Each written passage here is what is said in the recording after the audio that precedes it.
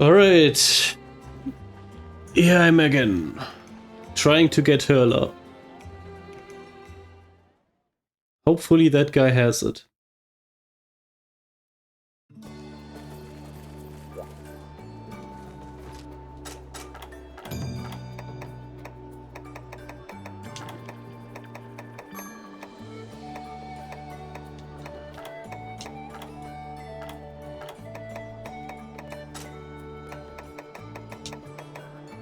Ah, there's a Hurler.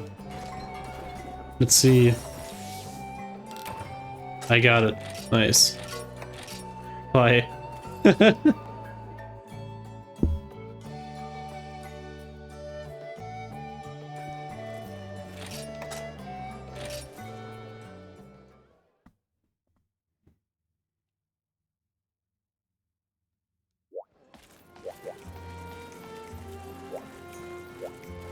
Okay, what's next?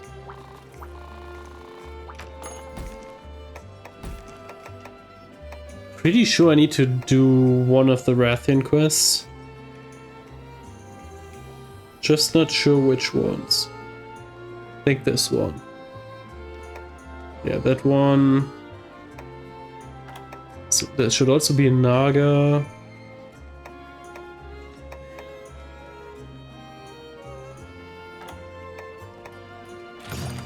Yeah, I think I'm gonna do the Rathian first.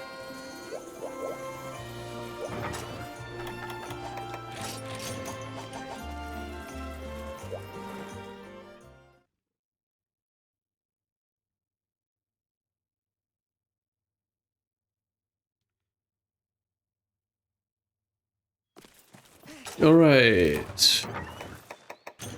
You know what? Flash bombs are allowed. I will allow it. For now. I did use sonic bombs already on Nebelsnarf, so I'm not banning flash bombs.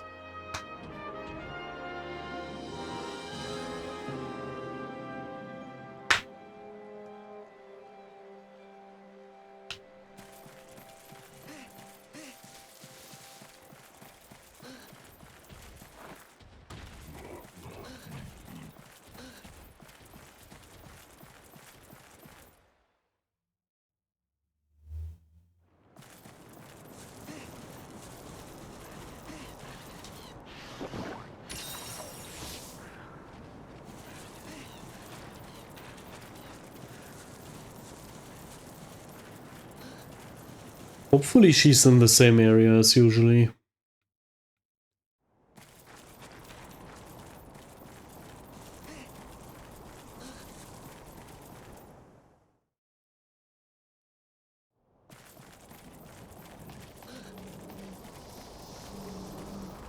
It's no blimp.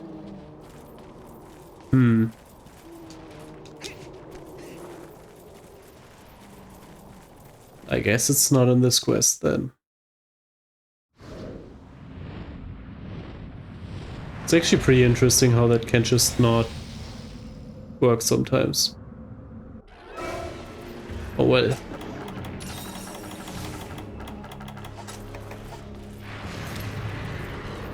Oop.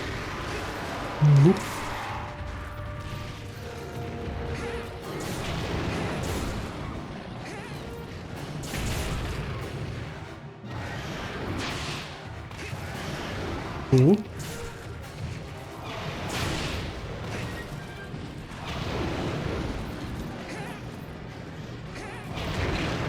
Oh boy.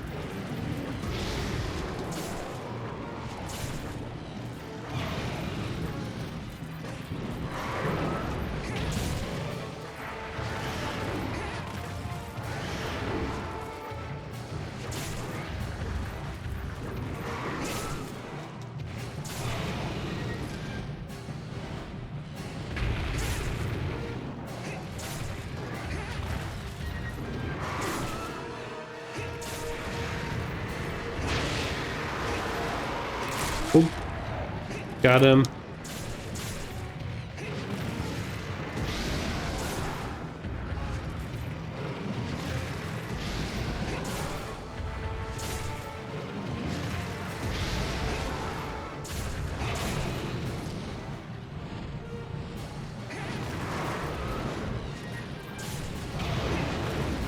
Ah, saw that coming.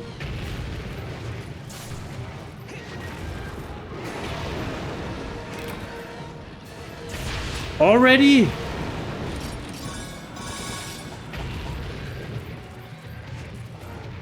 That means I've either done well or not.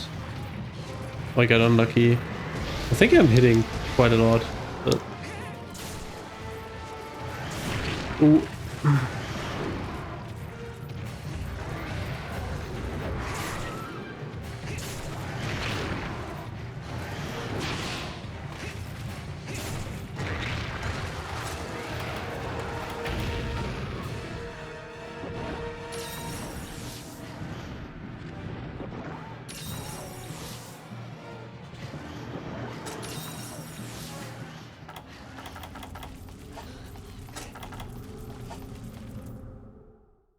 Should have probably painted her. So now I don't know where she is. Oh no. That's not good.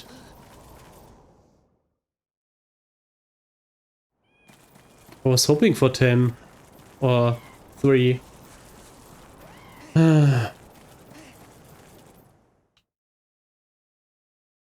Very, very unfortunate.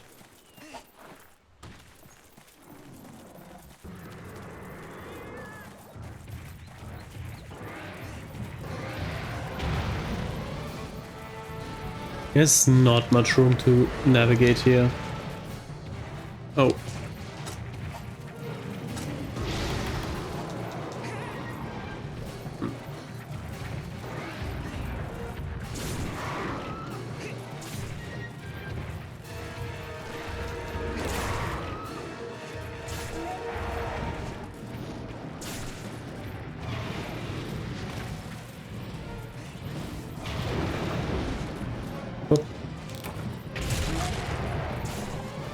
Unfortunately, I missed the first one. That would have been a nice dunk.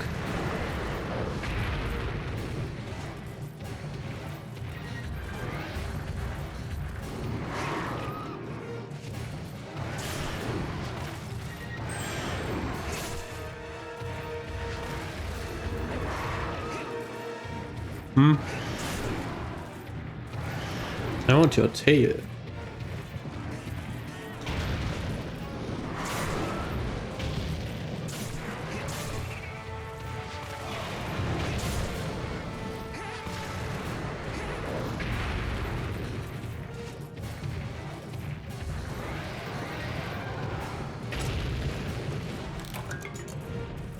Yeah, I take that.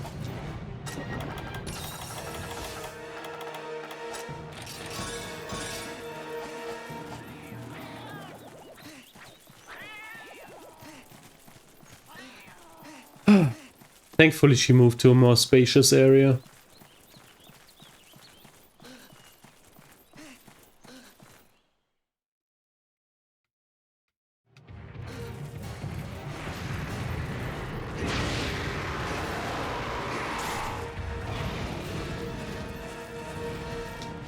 Yeah.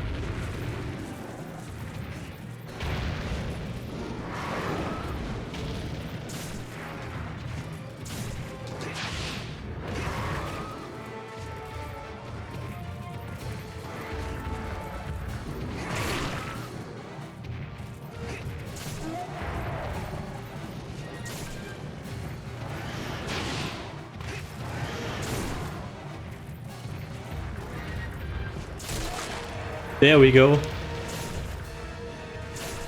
Got it good. Oh, already moving?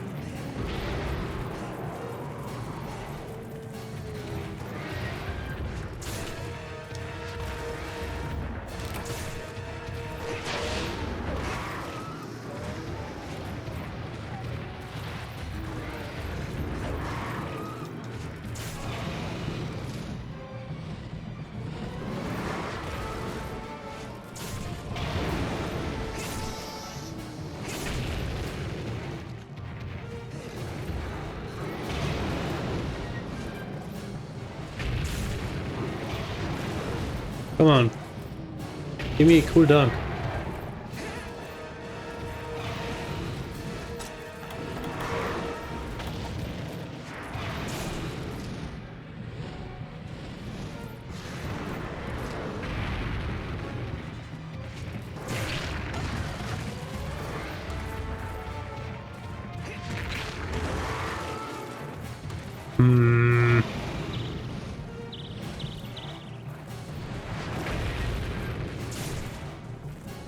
What?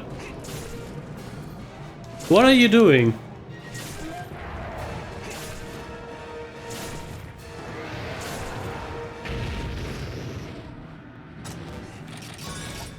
I see. He's playing Monster Hunter 1 Simulator.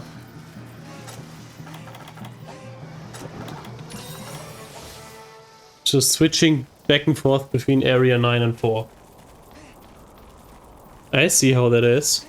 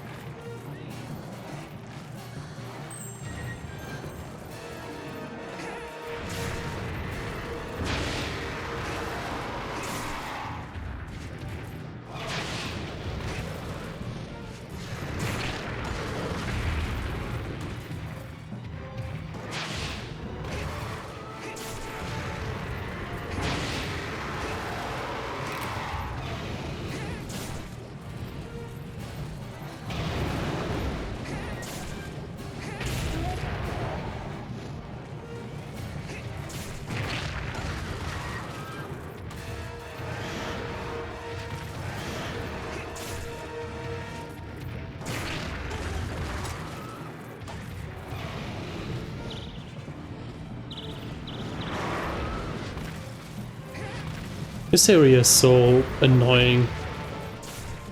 Just really obnoxious to fight Rathian in.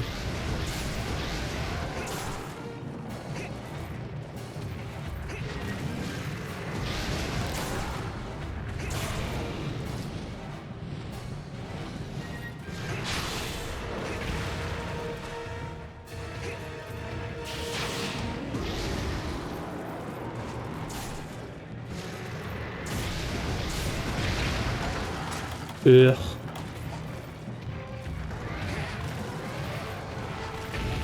Oh my god. You know what? Actually, I take that. You can leave the area.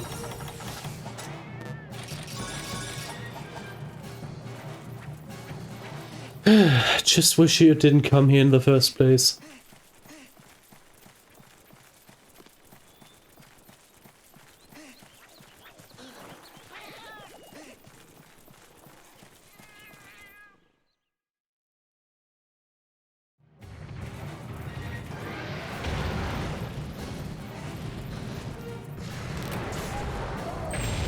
Yo, there we go.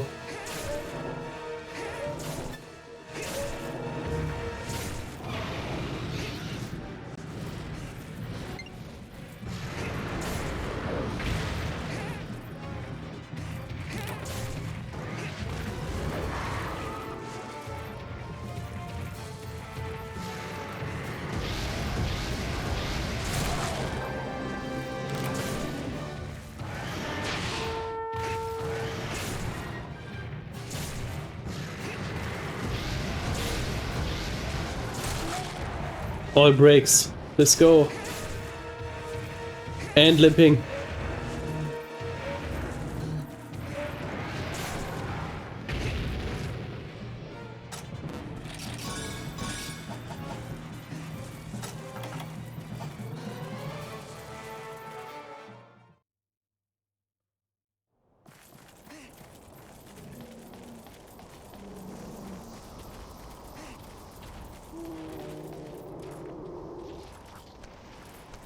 Wait, what? For real?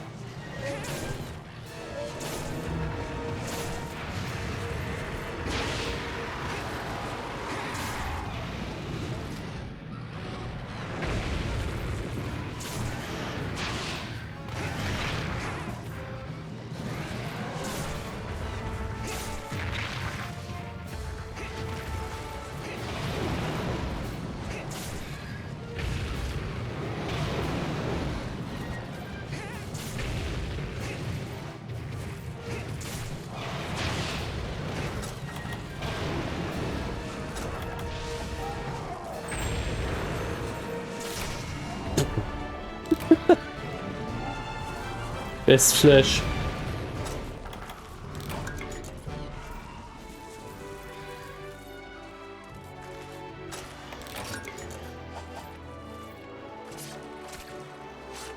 I take it. It's not like I could have kept it anyway.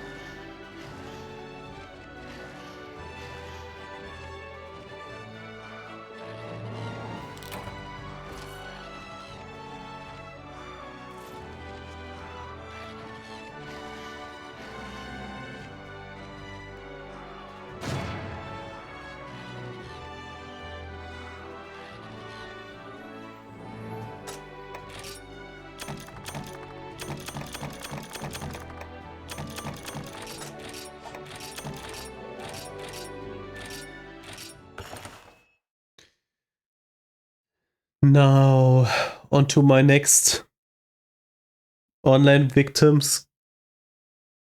Having a random Pelico drone spawn in.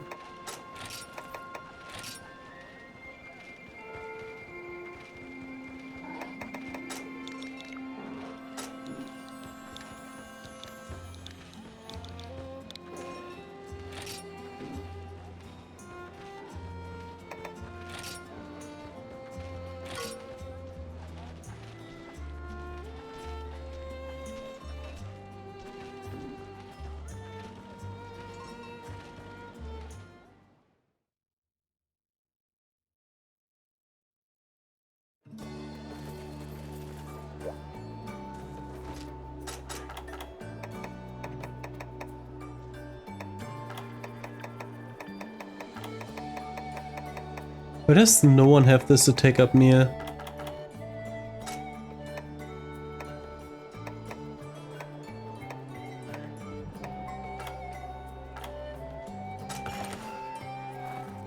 I mean, I guess this one will do.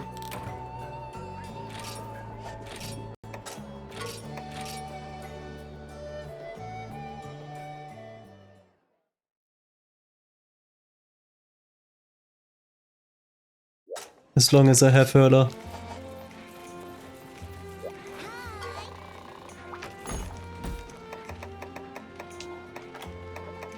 Next one was Naga, I think Hungry Eyes. Yeah.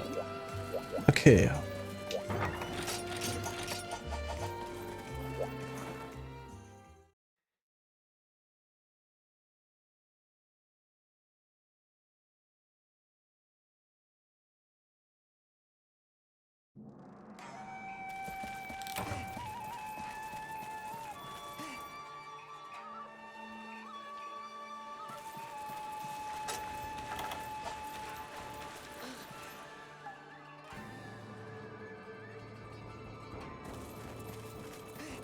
Naga should be funny with the wing breaks. They should be very easy to hit and break.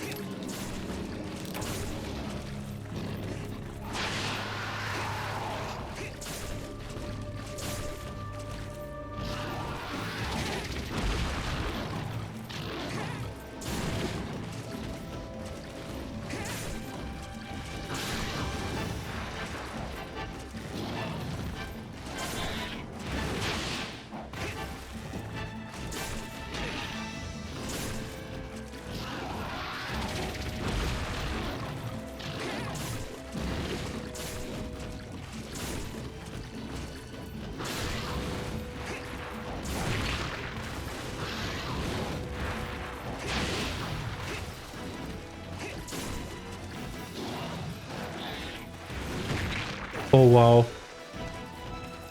Underestimated it.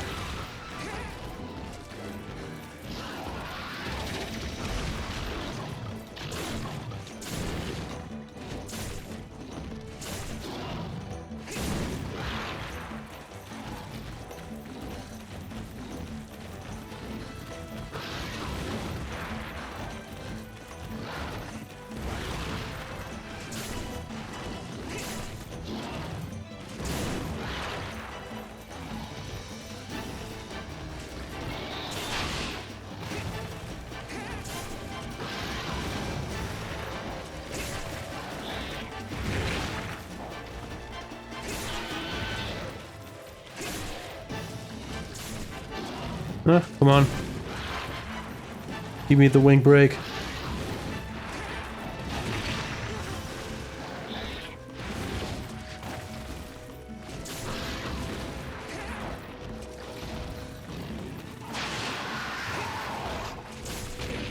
No?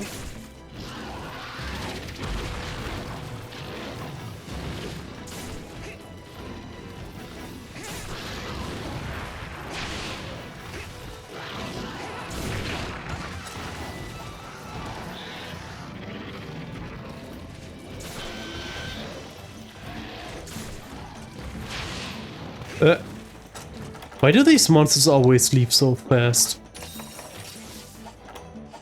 This is like super quick again. That Rathian as well.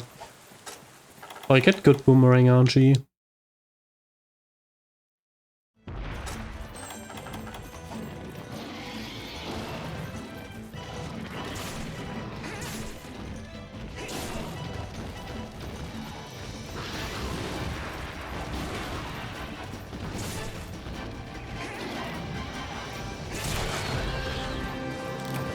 Got him.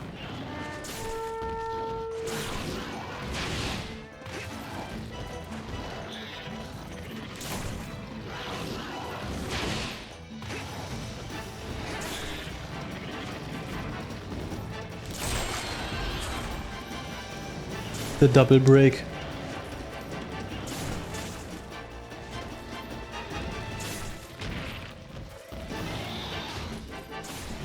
Let's see how the tail cut's gonna go.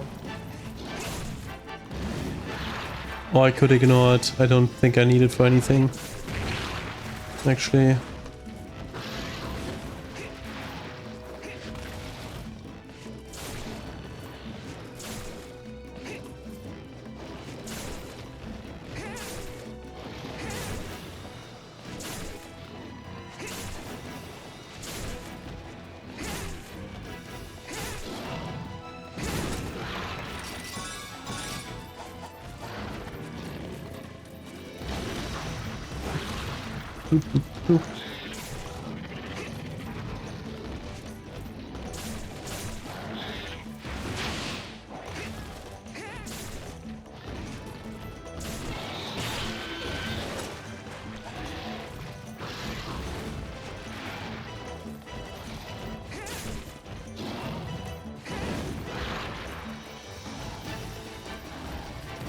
Again.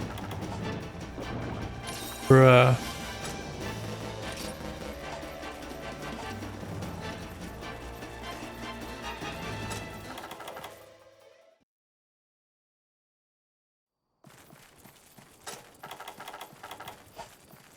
Hmm.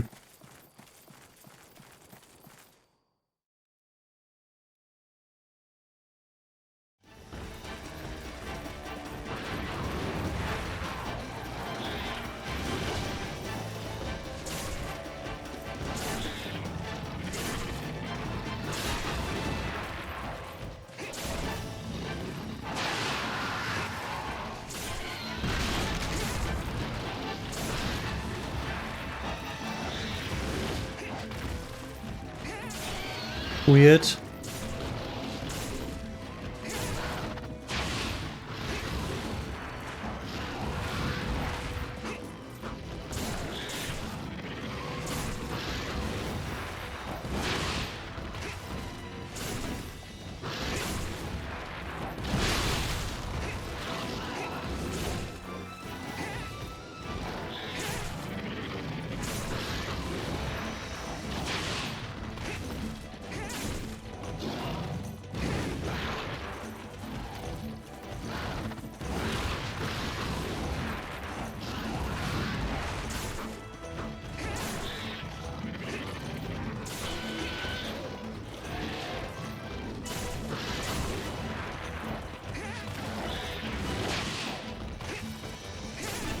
I have like exceptionally good boomerang RNG right now. I say this as the boomerang breaks. But still, it's like, it's already limping and I still have 17 combines. Wow.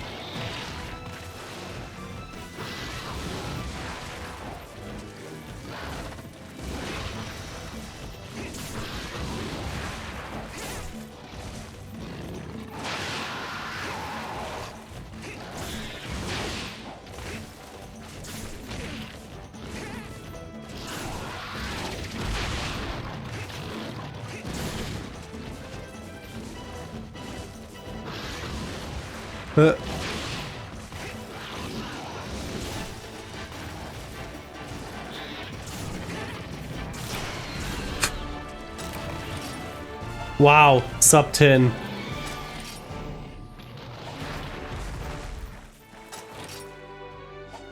That was so quick.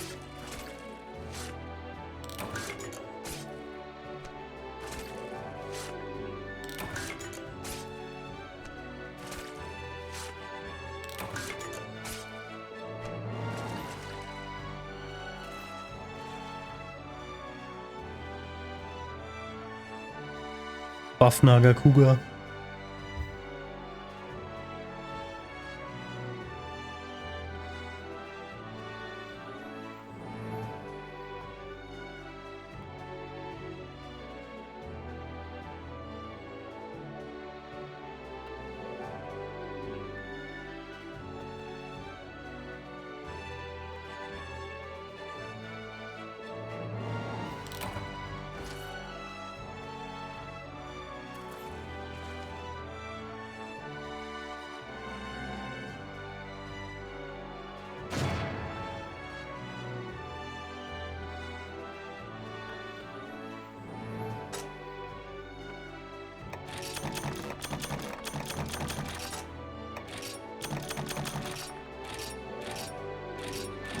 Eight minutes.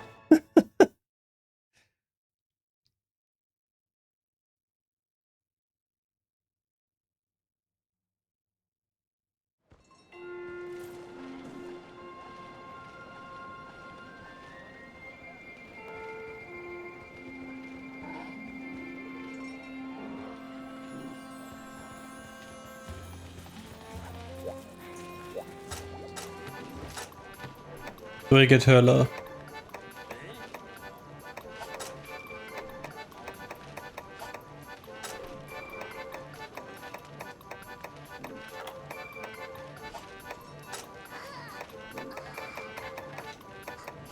Doesn't look like it. Multiplayer abuse it is.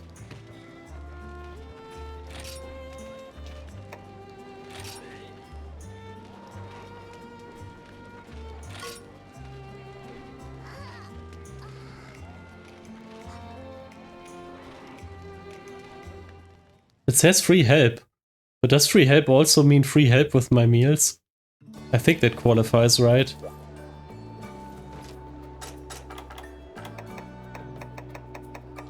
If I can find it. That is.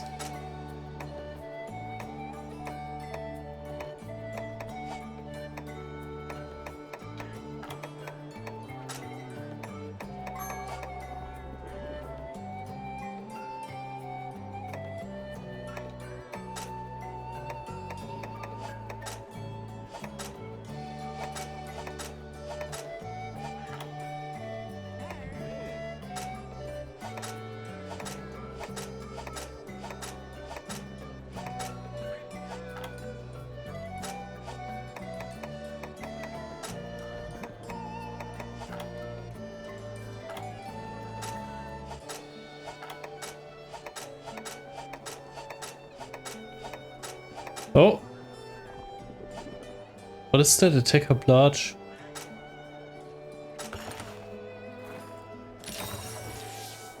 Wow, nice free help. Immediately left. Amazing. I mean, I don't mind. Got what I came for. I was gonna thank him though for the meal.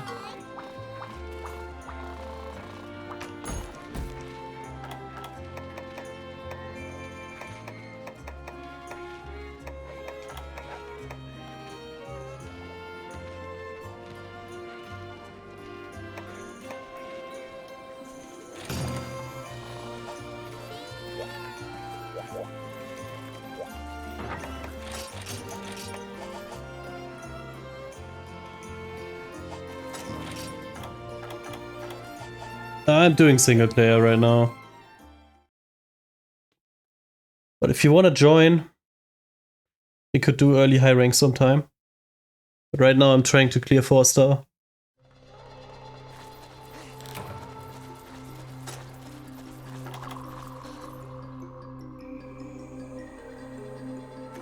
I think he was up here.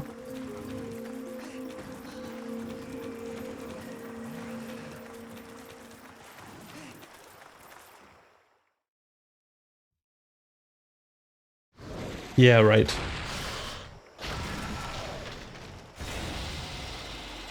He's so ugly, man.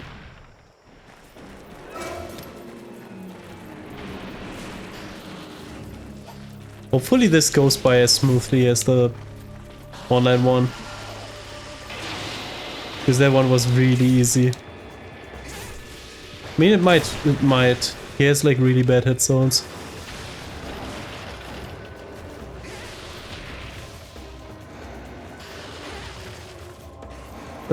Bye. Oop.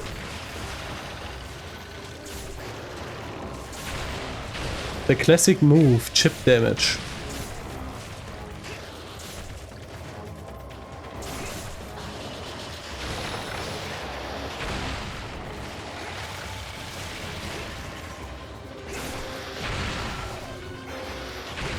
Oh my god, does he have anything other than chip damage?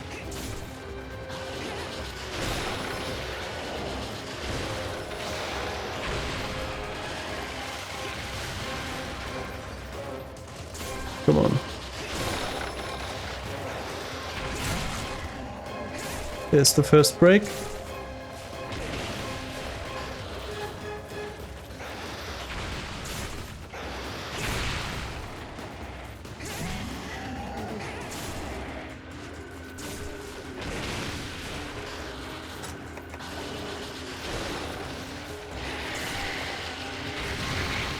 Oh wow. This is literally the collision monster. Like all this guy has is like obnoxious collision.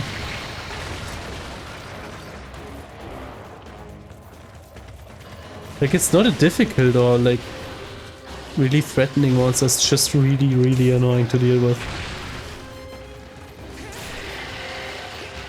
Oh my god.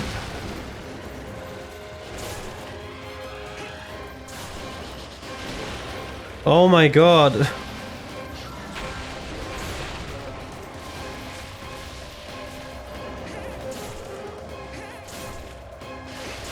I hate this monster. Like this guy, Neskilla, and Blangonga. Those are like the 3 worst monsters in the game.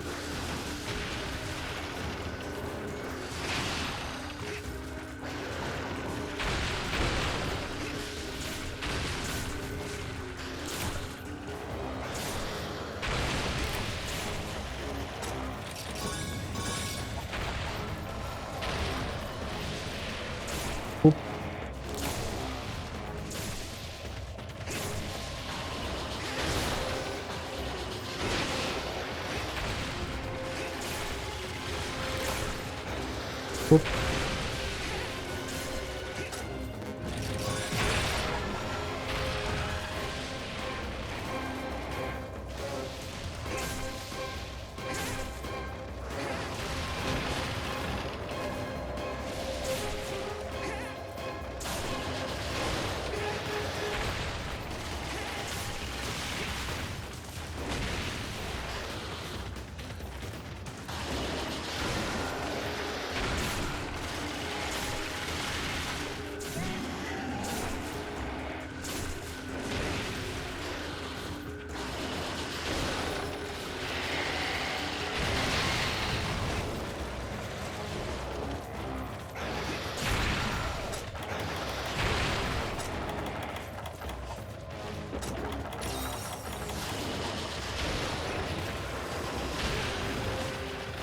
Ah, I hate this monster so much.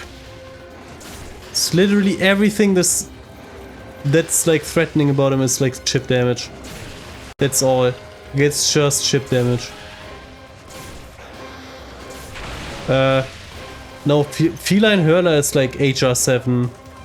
So what I'm doing now is just exploit the hell out of multiplayer. I just joined random ass people and just leech for their food. That's my plan right now. There was a guy having a hub called like I help you or something. And I wanted to join them and thank him for like helping me with the food buff. But oh wow. That guy left, so couldn't thank him.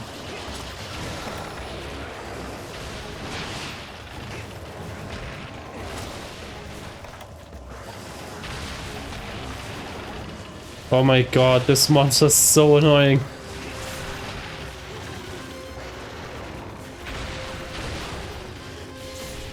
I'm dead when it's over. Like, this is easily like my top 3 least favorite monster in the entire series, probably.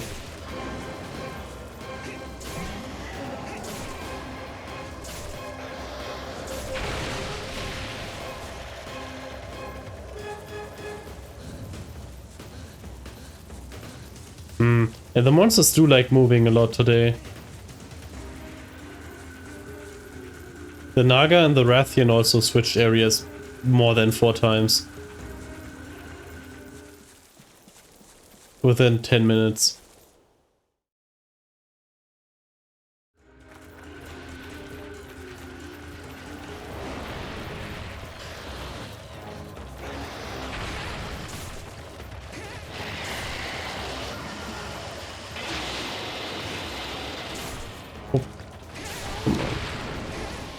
Oh. Cool, I get this much out of an opening. And more chip damage! And more instant stuns.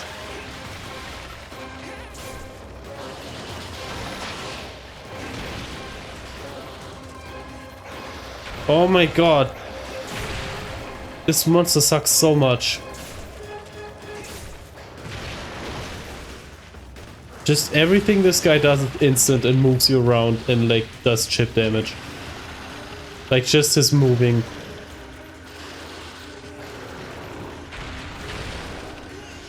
Just his moving is damage. And it's annoying.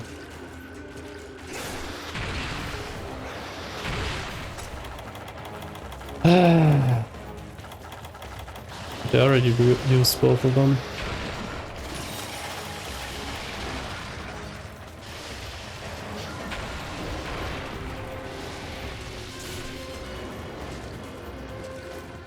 And I can't wait for Neskilla. That's gonna be super obnoxious with boomerangs.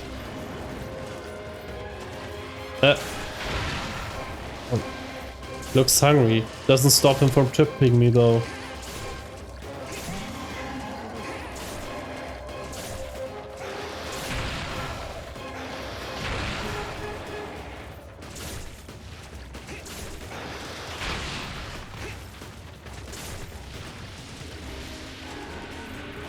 Oh my god, stop switching areas. Please.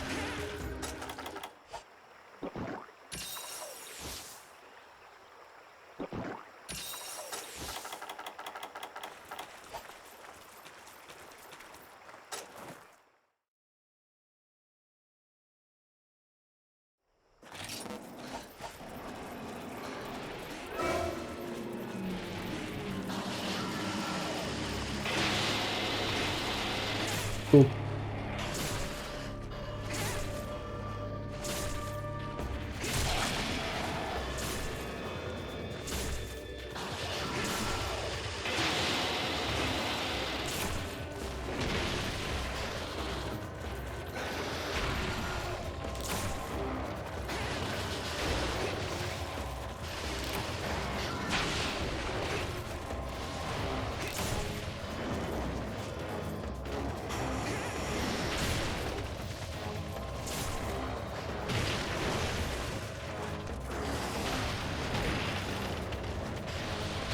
I just realized the boomerang is better gun lance.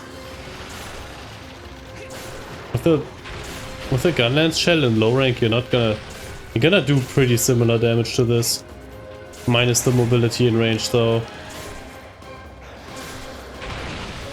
It's pretty unfortunate. For gun lance. I mean, what isn't unfortunate for gun lance in this game? I would say that's pretty quick. But any minute fighting this guy is 1 minute too much. I hate this monster.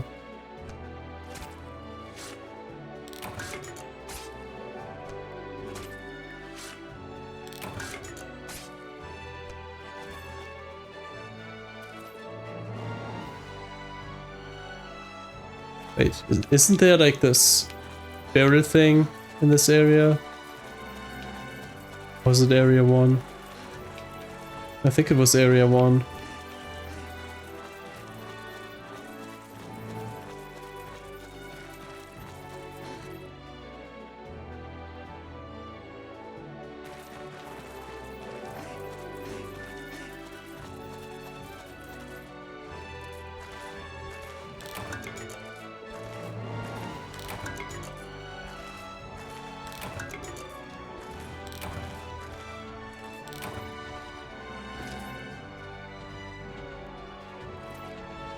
I'm thinking about making the level 1 cat paw. Even though it sucks and I wasn't gonna use weapons, I think it would be funny just for the skin. Or maybe I get the Baki duels when I get to it, so I can just, like, pretend I have no weapon.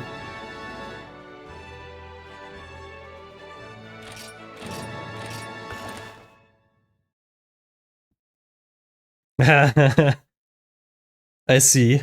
I see.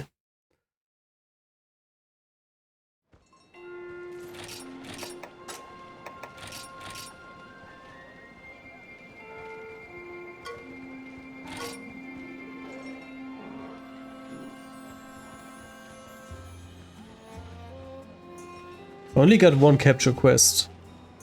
And then I should be getting the requests.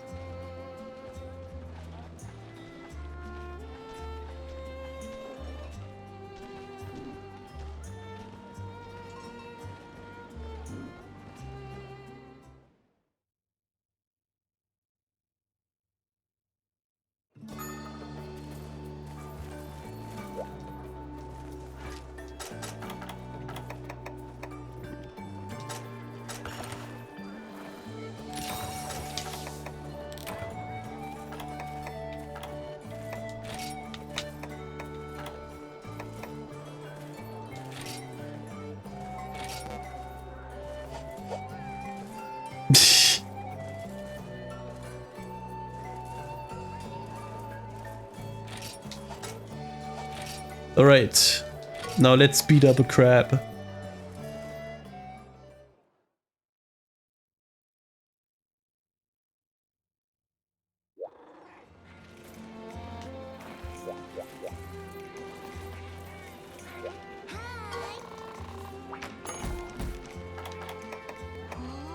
Was it this one? Yeah.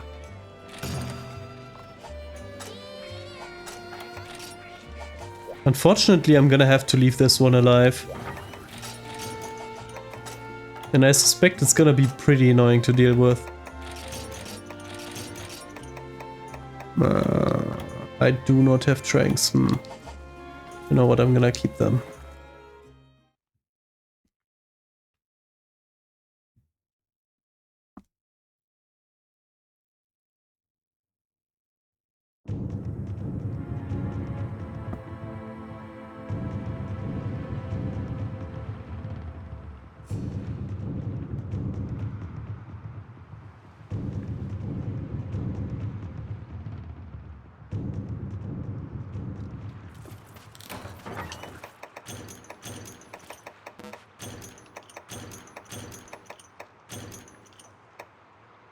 What?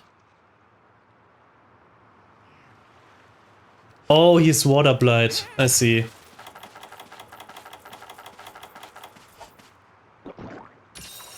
From the piss laser.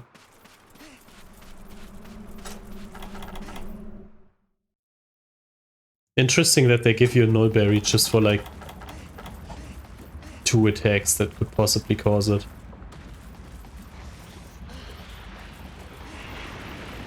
That's pretty generous though.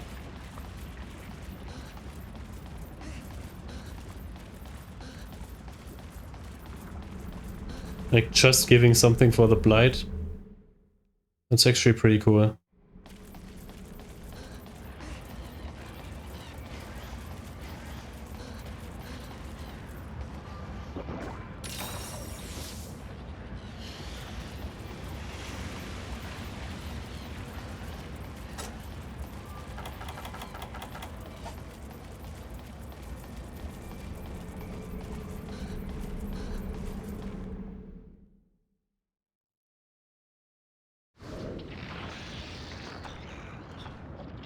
Nom nom nom nom nom nom nom.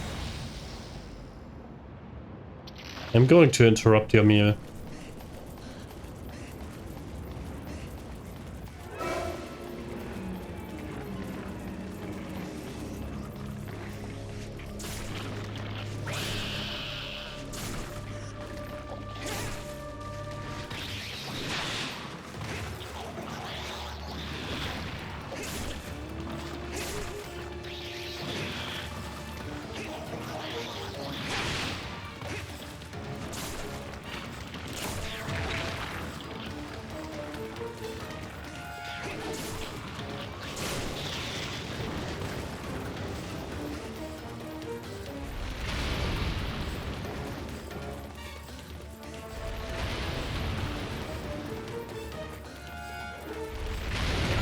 Oh.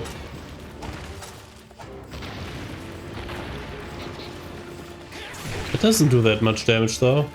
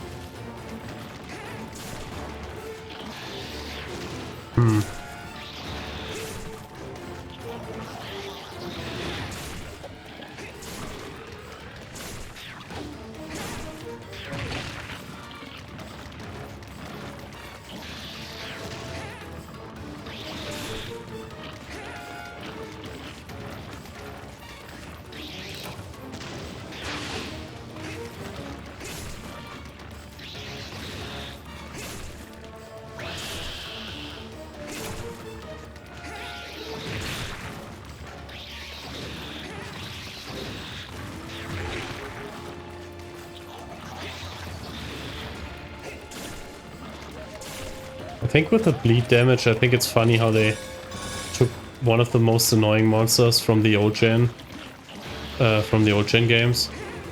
And they were like, yeah, let's add a very obnoxious blight to it as well.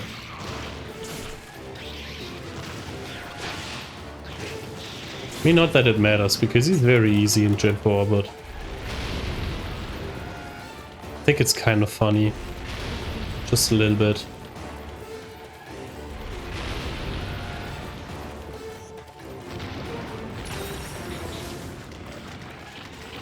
Like, what?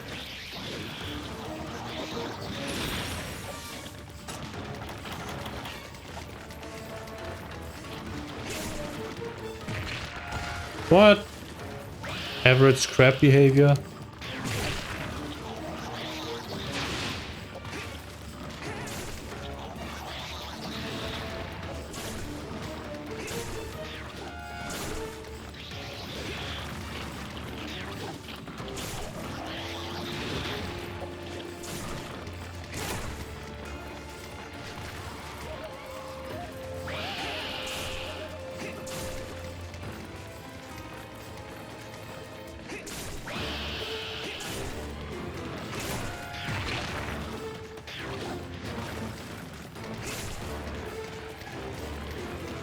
It's not a limp, right? No. I forgot what a limping looks like.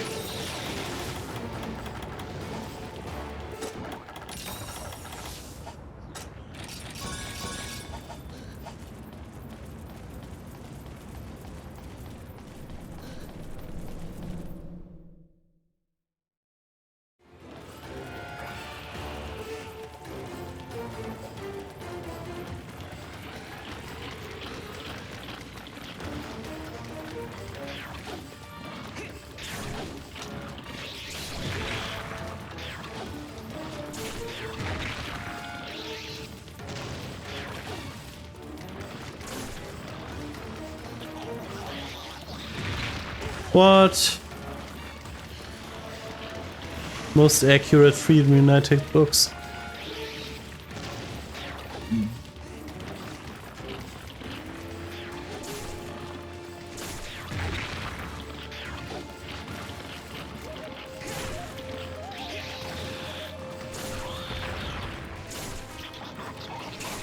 Get bonked.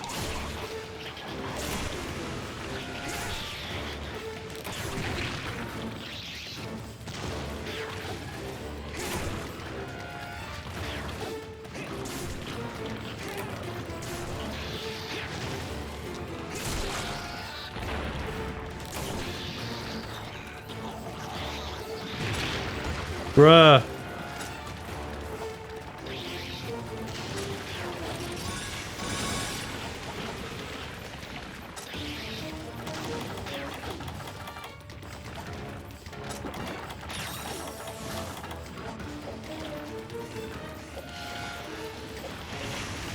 It's also not limping.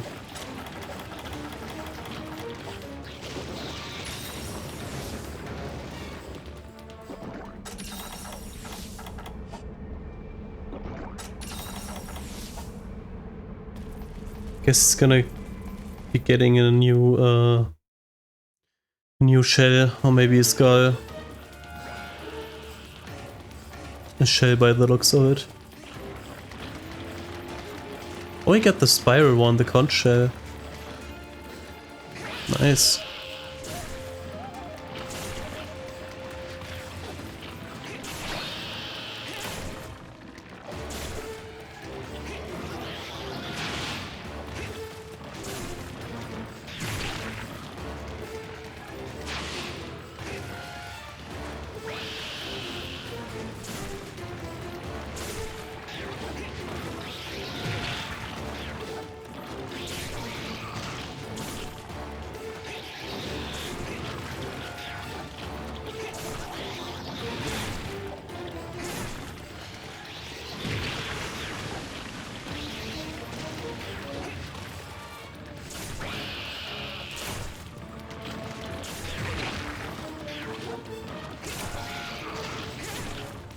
Get bonked.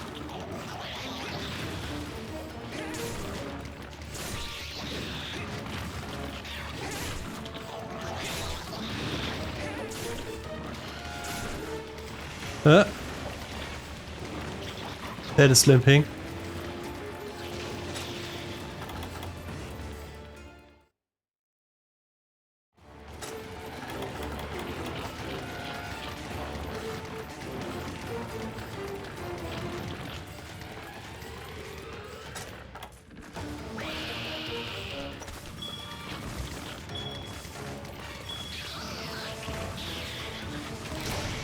Yeah, there we go.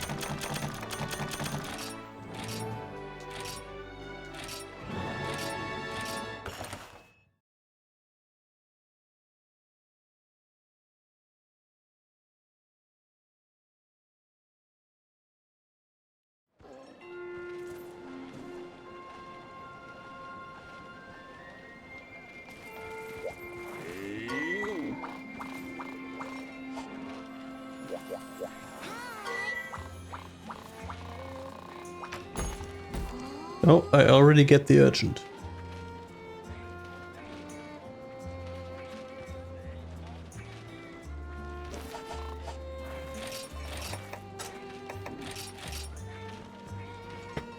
I'm gonna do that one as well.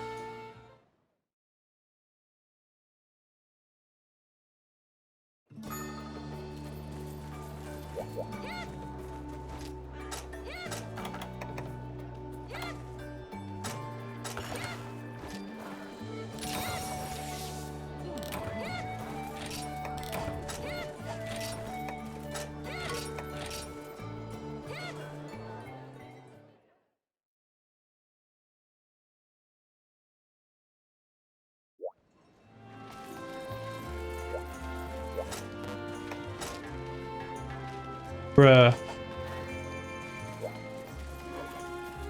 Wait, do I get new stuff?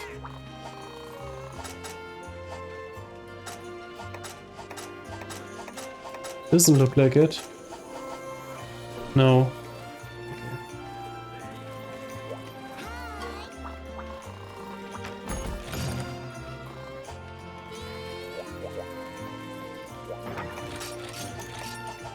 Well then, Yoruga.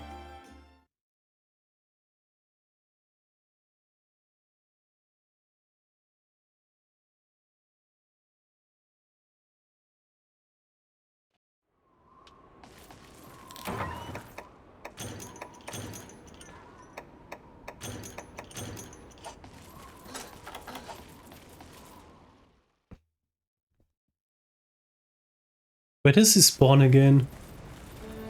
I think the middle area, right?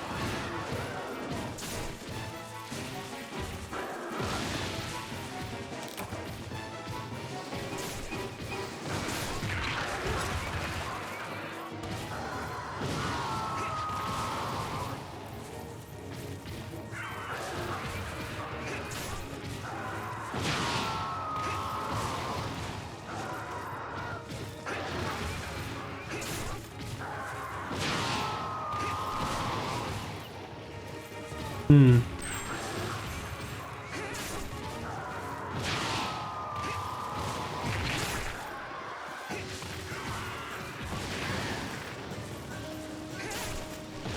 In low rank he doesn't do the dive after flying away, right?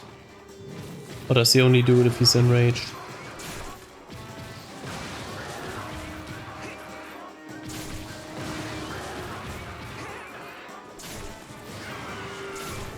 Now he might do it. I know he does in G rank, but not sure if he does it here. Doesn't look like it. He's not from this move.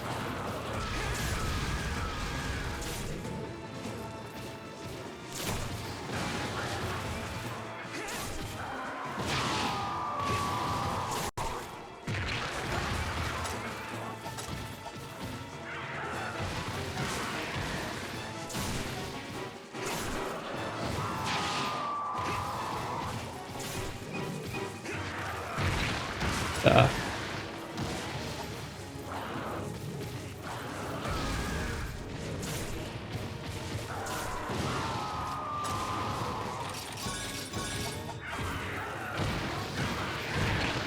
What?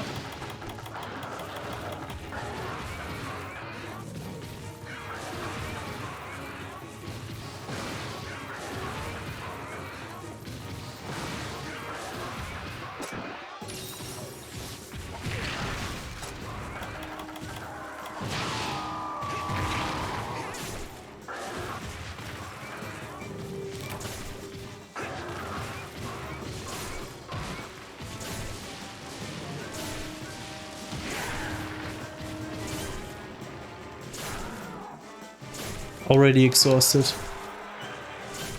Nice.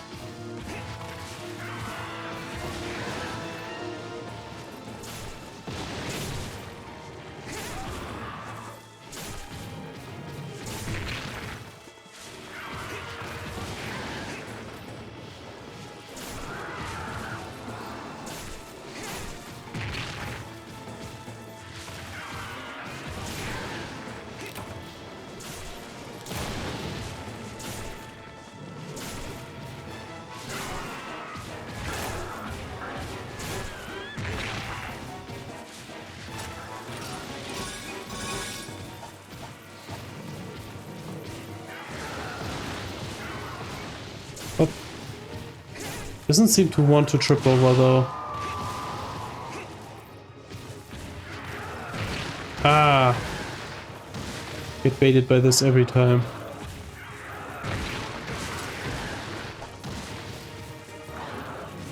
Hello.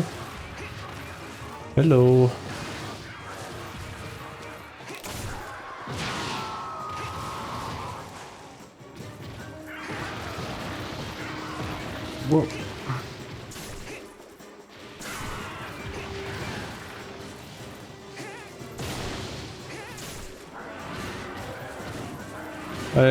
As you can see, I am doing a playthrough with just boomerangs and items. So no weapon. No fun allowed. Only the most obnoxious, tedious stuff possible.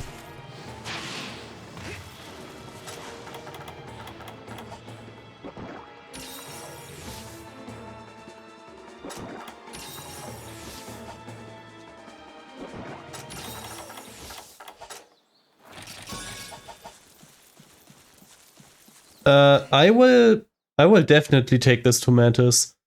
I will not do it solo though. I don't think it's possible solo. Because Mantis has like 32k HP or something.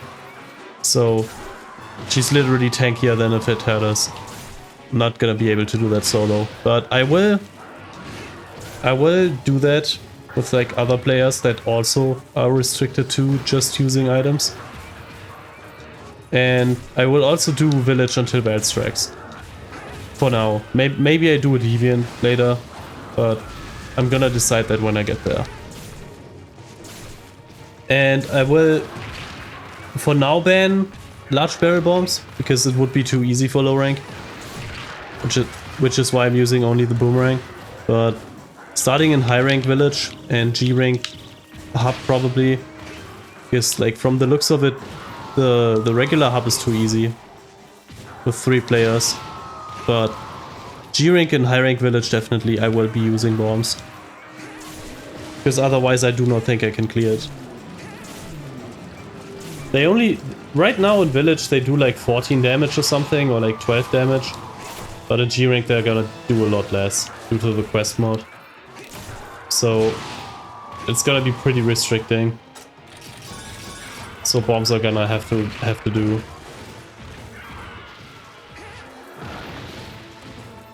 Right now I'm at a point where I can probably still clear monsters, but I would rather do it with Feline Hurler, which doubles the boomerang damage. And yeah, that's pretty much it. When I get to high rank Village, I'm gonna... Oh. When I get to high rank Village, I'm gonna use bombs as well. I saw someone cleared the Belt Strikes solo, so I know it's possible. Just a matter of patience.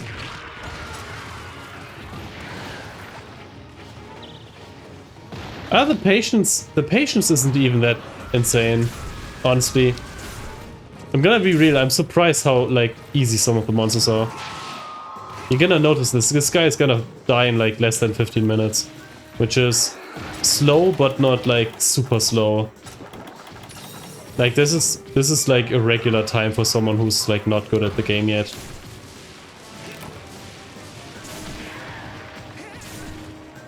So it's actually pretty, I guess pretty normal time so far. It's gonna be like pretty annoying in G rank. But I did test it out against Shogun, and that one took like with three players it took like what 15-20 minutes, something like that, and just the boomerangs. So with bombs it's gonna be a lot quicker, and that's pretty much the game plan. Like I'm just gonna use bombs for like quests that are like too difficult or too tedious with boomerangs, and otherwise I'm just gonna rely on those.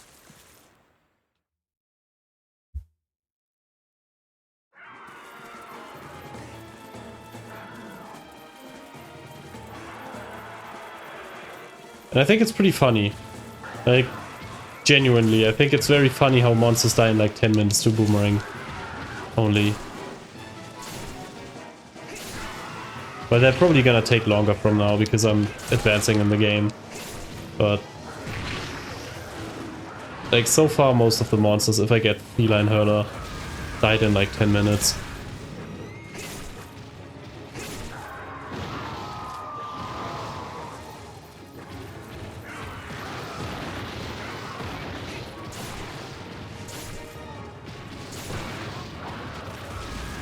I mean, it's not supposed to be a dunk. It's just like what I've been like hearing from other players. That a regular quest takes like 10 minutes. So it's definitely not my pace. Because usually I use HBG or Greatsword or like any other like really good weapon. And it takes like 5 minutes to kill stuff, if at all. But that's just me. I'm quicker about it, I guess.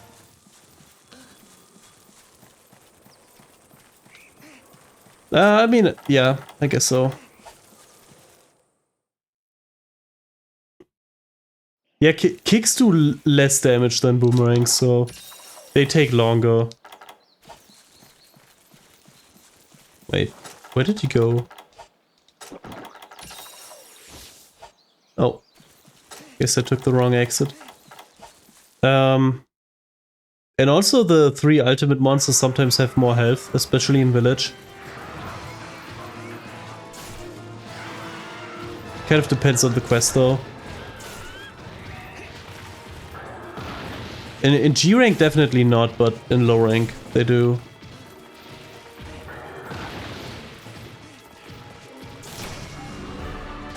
Yeah, look at that, like 11 minutes for Yengaruga.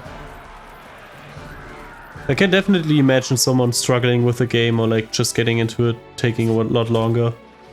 Because Garuga is kind of a technical monster, you have to hit the head or you're not gonna do damage. But I can simply ignore that because the boomerang does the same damage everywhere. I think the kick deals 5 damage with Kickboxer. And it gets reduced, I think, by... It might do 6 with a 100% quest mod, but it does 5 in most quests. Maybe 4 on G rank. And interestingly enough, it can crit. If you use a greatsword and do the greatsword kick, it actually applies crit rate. But I couldn't get it to work with the boomerang item. That one doesn't crit.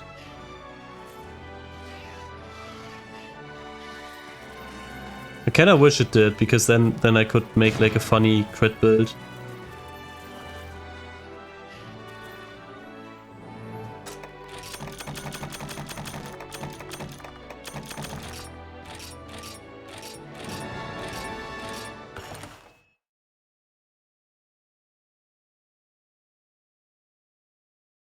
Okay, I wonder what's next, because I do remember like around this time there should be like, what's it called? The requests. Okay, this guy wants something from me.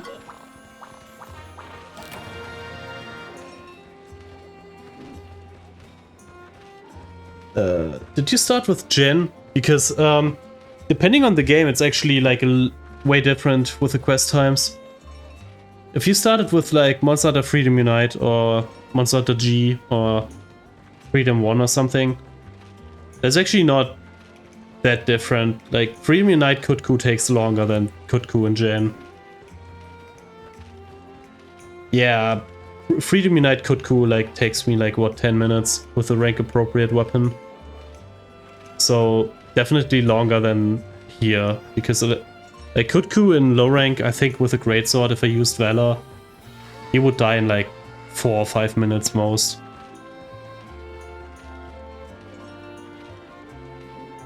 I definitely could not do that in Freedom Unite. I would take longer for that.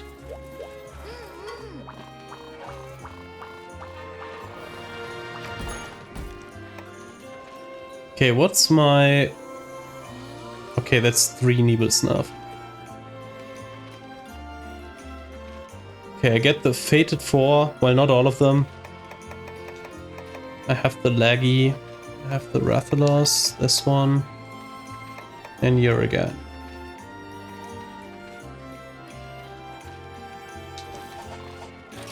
These guys should talk to me though. Apparently they don't.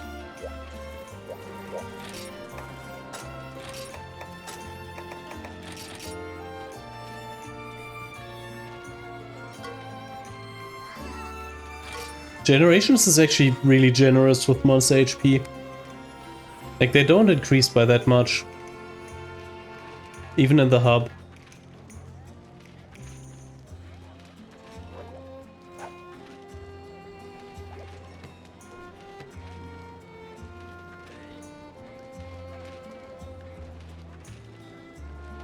Oh yeah, trip damage and hitboxes were also an issue, although they are still an issue in this game as well. You just have more methods to deal with it. Like, you have better rolling cancels, and you also have adept and everything like that. So it's easier to deal with. I just did a crab and I found it very annoying still. But compared to Gen 2 crab, that one is way more manageable. Because you can simply adept dodge.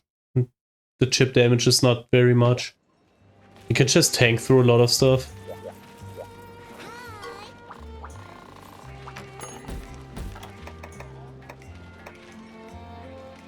There was this one, right? Yes.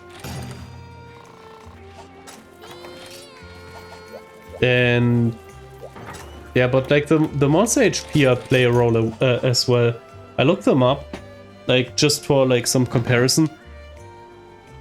Because someone was convinced that monsters would like double their HP in hub or something. But it's not that much actually. In Generations Ultimate it's like 40% or 50% depending on the monster in Quest. And I would have to look up how much that was again, but I compared a Laggy in Generations. I think it had like 3k HP. Actually, let me look that up.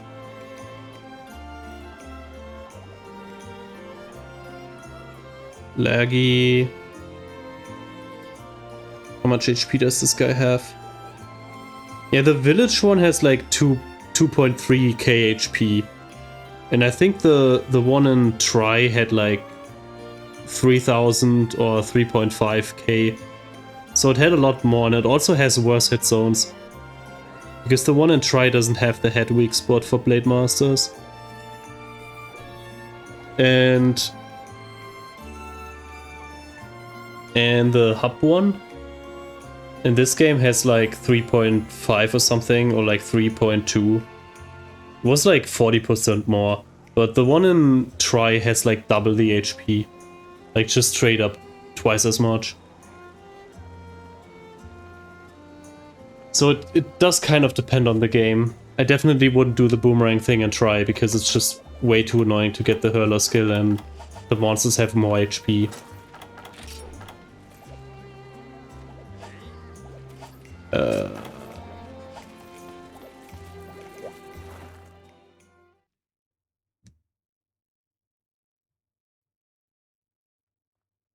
Not sure where Freedom Unite is on the HP scale, if it does have a lot of them. I do remember some monsters being very squishy, like the very first ones you get. You know what? I'm taking the poison knives. The very first ones, like the Geodrome. Like that one dies in just a couple hits, but some of the later ones took forever, like Monobloss. Or even something like the Plesioth in low rank. That one also takes a long time to kill. At least in early game.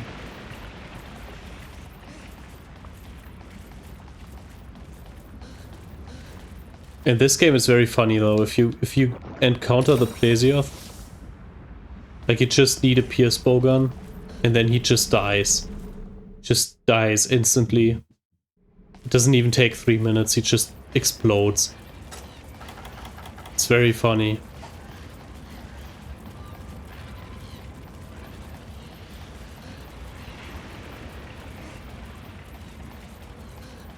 Not sure how it is in Gen 2. I've heard guns work against him as well, but Never actually tried that.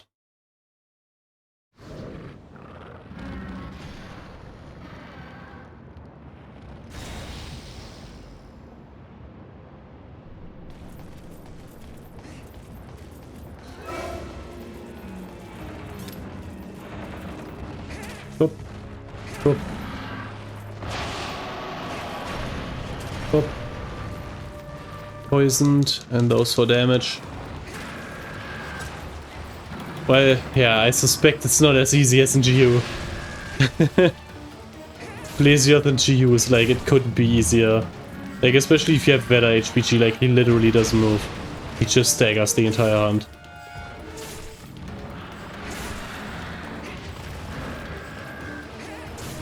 I could imagine Uragan being pretty easy with this as well. Because he has pretty bad zones, except for the stomach and the broken chin.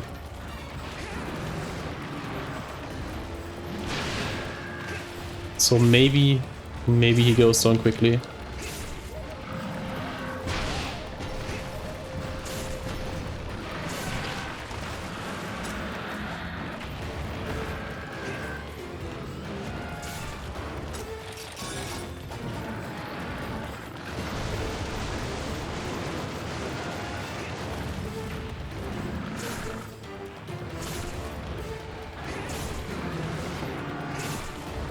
What's funny about the boomerang is, like, surprisingly some tanky monsters take not that much time to kill, whereas some squishier ones take a lot longer. Because they have comparatively more HP because to make up for the hit zones.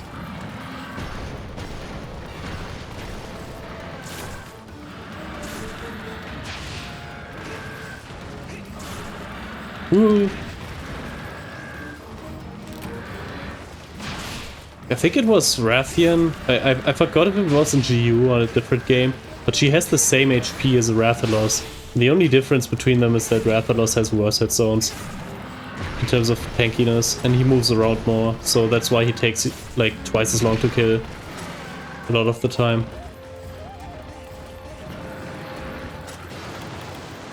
Yeah, Gen 2 is very punishing. Gen 1 as well, but Gen 1 is more bullshit. In a funny way. It's interestingly enough, Gen 1 is not that difficult. Like, especially not if you're playing multiplayer. Like, a lot of the monsters will just stagger forever or just die when like 4 people gang up on them. But in Gen 2 I feel like that's more difficult to do. Like those in Freedom Unite, they are way more difficult than the Gen 1 PS2 games.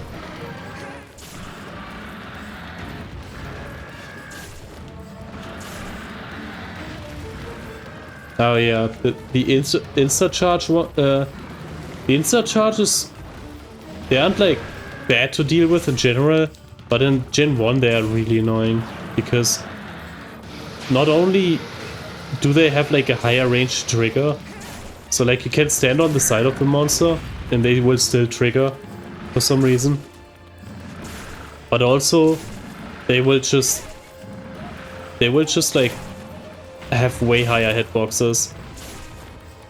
They have way bigger hitboxes when they do it. So a lot of the time you can just stand to the sides of them and they will charge forward and you still get hit. That really doesn't happen in Gen 4 as much. And in Gen 2 it's really annoying because you also have the small monsters. Gen 1 is really annoying because of the small monsters. A lot of the time you have to like juggle between dodging Rathian and dodging Bullfangos. And the Bullfangos are like just so plentiful on these games and they take so long to kill.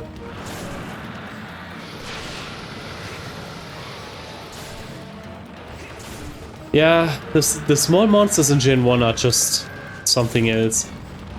I don't know, like even just like going into an area sometimes has like 4 monsters on you.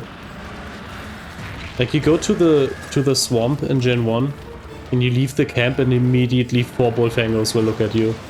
And if you just stand there, just take a potion or a ration or something in the first area, they will immediately kick you back to camp.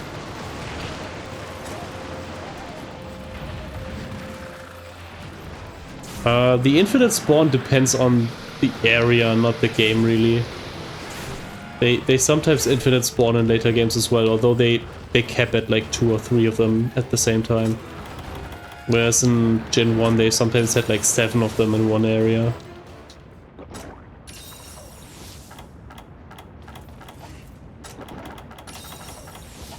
I think that makes a bigger difference. Like, look at this, there's like 2 of the Euroctors in here. And if we go to a different area, I think in this one, in Gen 2, yeah, this is like 3 IO Prey. In Gen 2 there would be like 5. And they would all aggro you immediately. It's just so much more annoying in those games. Like, look at how look at how nice they are, just like standing in the corner and waiting for me to fight the monster. It's like so different. Gen 1 they immediately jump you. They just instantly run towards you and jump you.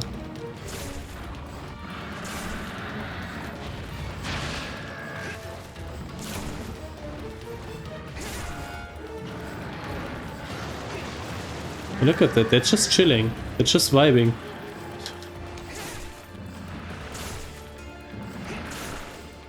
It's kind of cute almost.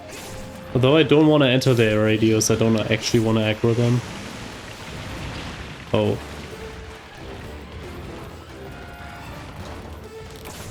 Oh, it's already limping.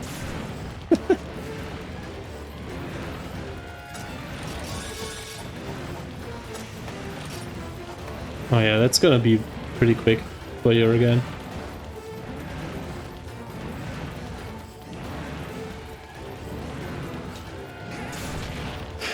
I remember this, like, Gen 1 Rathian in the jungle.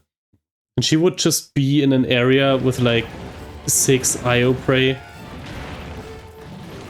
And, like, every time you entered this area, there was, like, a 30%... like something like 30% chance that you're immediately gonna get hit by an IO Prey. And whenever you wanted to fight Rathian, you couldn't, because there would be like 5 IO Prey. And if you cleared them, they just infinitely respawn.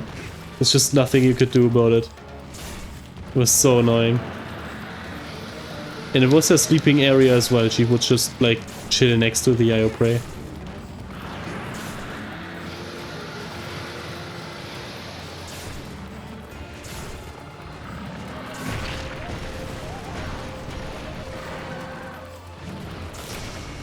There we go.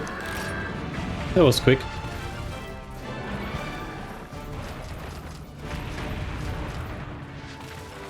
Yeah, I don't think even a Trier could do this. And Trier again was way more tanky than in this game. Even with a Pierce Bowgun and Adrenaline, you would still take like 10 minutes in that game.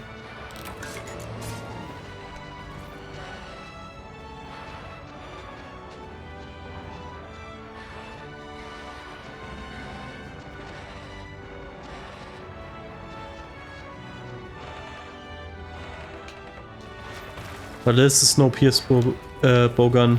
This is a boomerang. But I should probably like pick some more. I don't have any of them.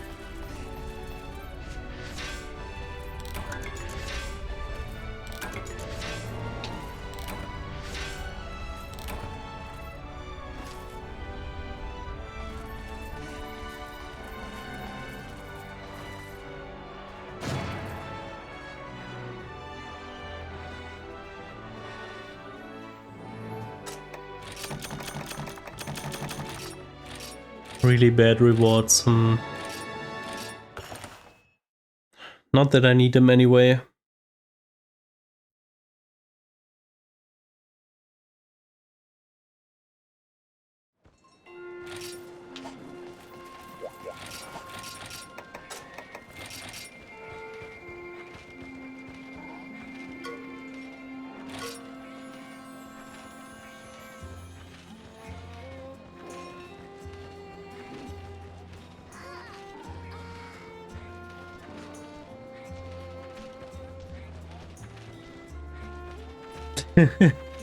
Yeah, jungle is really annoying in Gen 1.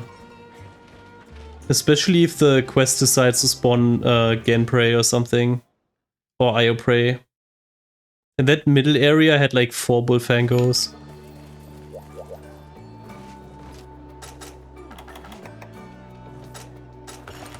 Like you couldn't see anything, and then a Bullfango would just hit you. And then you'd be backed into a corner, and if you're fighting like a Gypteros or something, it will just like run over you and you're dead.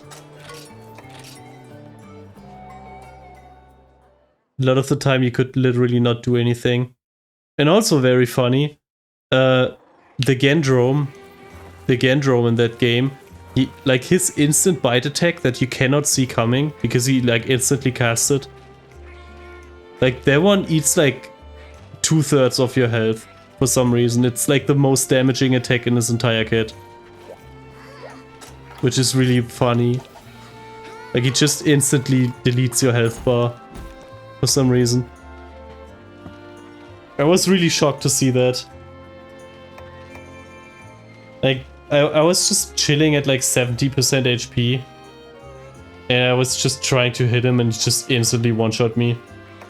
And I found that very funny when I tried that. It's very bullshit, but it's funny. Cool drink, I don't have that many.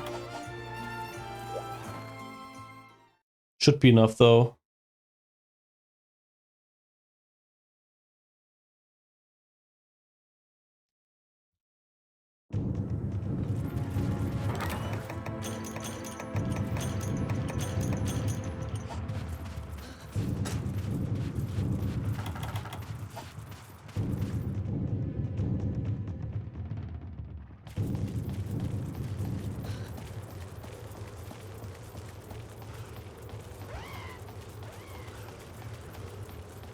Oh yeah, absolutely wouldn't. I mean, it didn't even back then. I remember a lot of reviews about this game where like, oh, why can't I turn my camera with a right stick or something? Like even back then this was annoying. And that was at a time when, you know, the dual analog controller was just becoming a thing. Like by the time the PS2 came out, it was kind of established. But even then, like, people were annoyed by it. Just not having camera like a lock-on or something.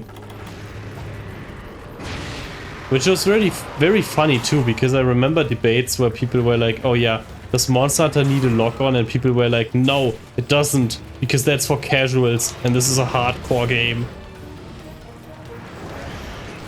Which is very funny, because it literally just makes the game worse to not have, like, something that is just your camera controlling better, you know? And that's very silly. Yeah, although, you mentioned Reddit posts, but, like, the funny thing is, like, this was on game FAQs and stuff like that, and, like, Monster Hunter forums. I remember there was like a forum for like Freedom Unite and stuff like that. I mean, I guess Reddit was also like kind of in that pool, because that site is also kind of old by now.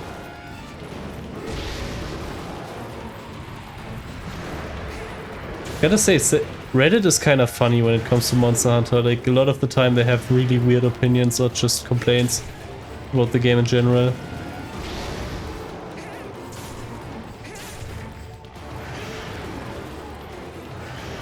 I wouldn't say it flopped in the West, it's just like wasn't as big for a while. I think the first one sold like 250,000 and Try sold like close to 1 million in the West. So it wasn't like super underground, but it was also like not big. Not really big or something. I think Freedom Unite also sold like 1 million or like 1.4 million or something.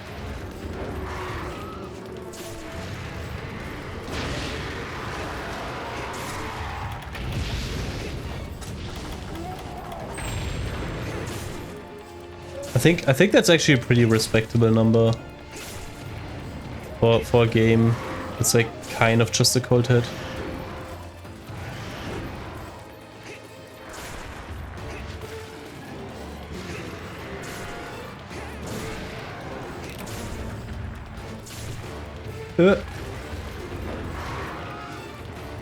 Thought I was gonna get hit by that.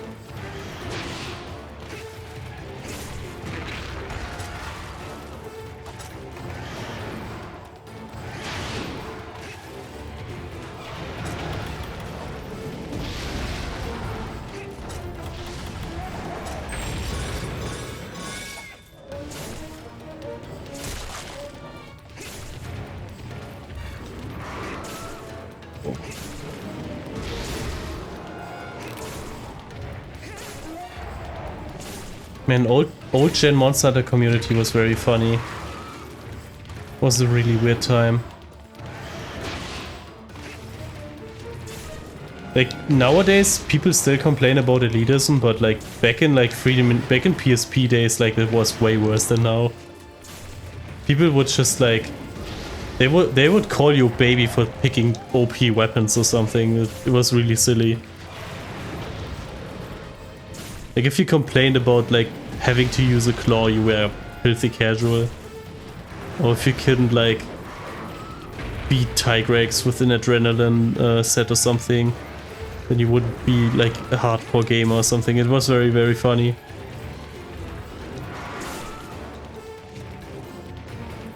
Oh yeah, also Kenta, I think, like, doesn't Kenta like stream Genshin or something all the time? Like I forgot, it was like, or like some other gacha game or something.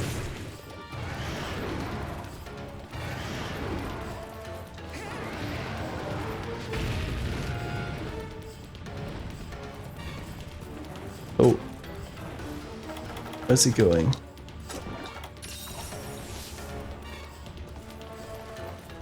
Wait. What area is that? Oh. I almost went into the wrong direction. Yeah, but like nowadays elitism is just like, you find it, you still find it. It's still kind of an issue, but it's like a small issue. You just kind of find it in some places. Like very, very specific places. But if you like actually like talk like an elitist and like, I don't know, like the Monster Hunter subreddit or something, you just get downvoted to shit. Like nobody likes you. It's gotten better. Although I would say like kind of steered into the opposite direction a bit too much sometimes. Like there's a lot of people who are like very toxically positive. Where it's like, oh no, you can't use a set with 0 active damage skills. That's perfectly fine. And like, okay, I get it. You can do what you want, but I do not want this in my team, right? I do still want someone who actively tries to contribute and not just uses comfy skills to not die and leech off of other people's damage. Like it's... I still feel like we have ways to go with like figuring out how the game works and what's good etiquette, but it's gotten at least to the point where people wouldn't randomly insult each other. That is at least something I can appreciate. It's gotten slightly better. What?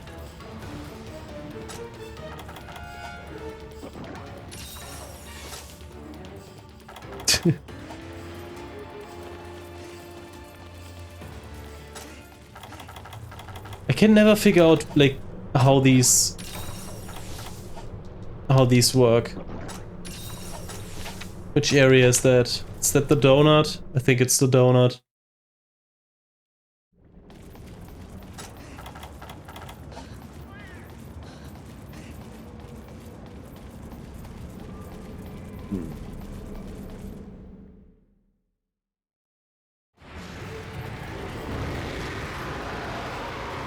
I'm kind of wondering, like, when did you play with the PSP? Because I think Portable 3rd PSP and Freedom Unite PSP times were like kind of different.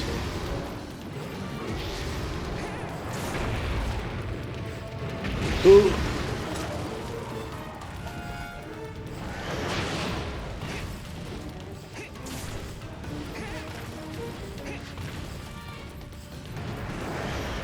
I might also just like have a different outlook, because actually playing online with PSP, I never did that.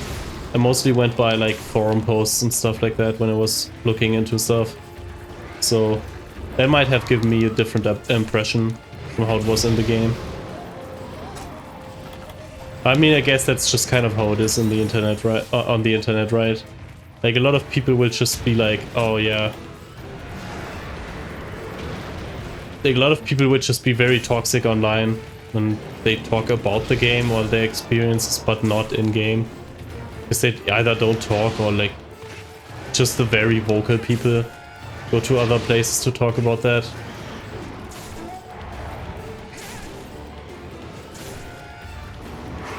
That's kind of a thing in general. Like, I feel like I've heard more bad things about the Monster Hunter community than I've actually encountered in the game. Like, that kind of goes for all games, honestly.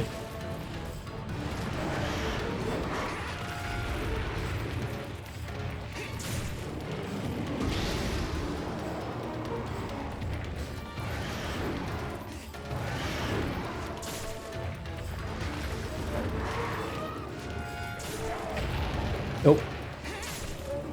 No, I should go for the tail, just for the funny.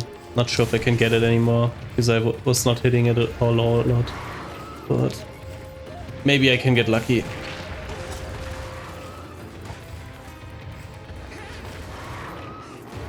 I've mostly been playing Try, and a lot of people were just first-timers, because by the time it came out, not a whole lot of Monster Hunter players were actually on the Wii. Because most people were like, oh yeah, Monster Hunter is a PSP thing. And because it has been 4 years. It was on the PS2 and the PSP for all of Gen 1 and 2. And then the game on the Wii comes out, and a lot of people were first timers. And everyone was really bad at the game. Which was, I guess, fun in its own right.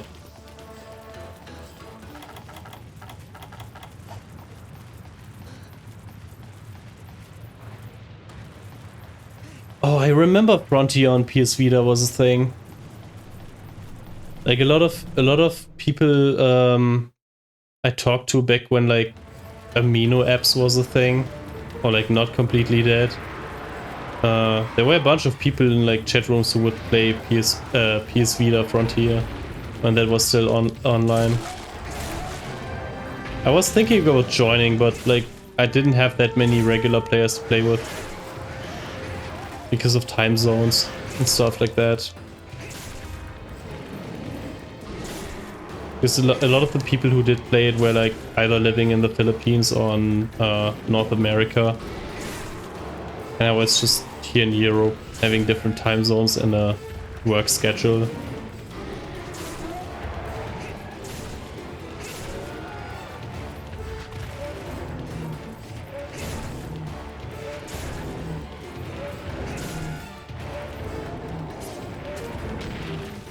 I wonder how different that was on PS Vita compared to other consoles.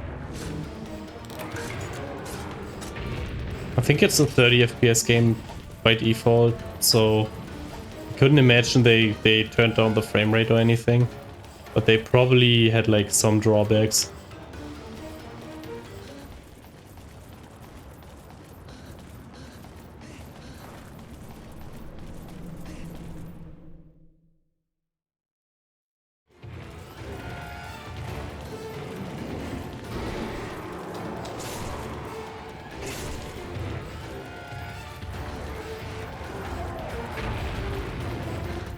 I used my Vita.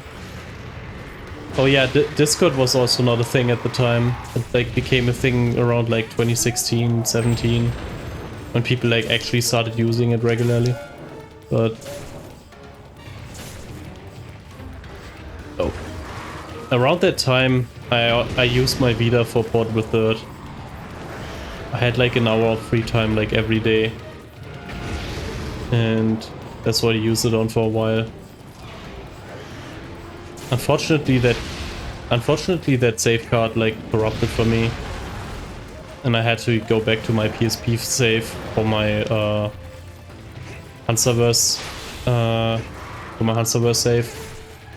So I had to actually redo a whole lot of like 5 and Hunter rank 5 and 6 stuff in the hub.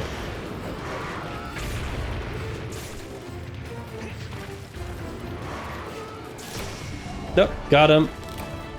Wait, did I get the tail? I did.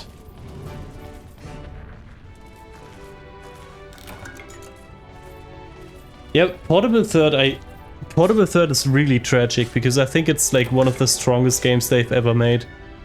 It's just really one that I can pretty much unconditionally recommend. Because it has like none of the strings attached that like Gen 4 has. Like you do not need to know anything about mounting or like weird mechanics like Apex or Hypers. You just play and you have monsters and you have weapons and you pick the quest and that's it. But it's not as jank as Gen 2 Monster Hunter, and it's not as weird as Try. As much as I love Try, like a lot of this online stuff and some unique mechanics to it probably aren't like the best experience for new players sometimes. But Portable Third is just one you can jump into. Like it immediately gives you large monsters to hunt as well. Like it gets its tutorial done really quickly. And I kind of wish they had used that one as a basis for a G-rank game and not Try. Because Try Ultimate is kind of a disappointing game to me. I wish they had made like Portable Third G instead. That would have been a better fit, honestly.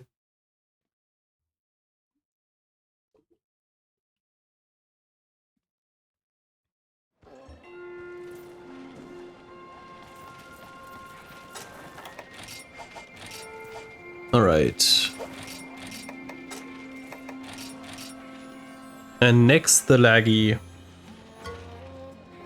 I wonder how long it takes until I get the requests. Maybe I do have to do all of the key quests. I hope I don't have to do any deliveries or such to get them.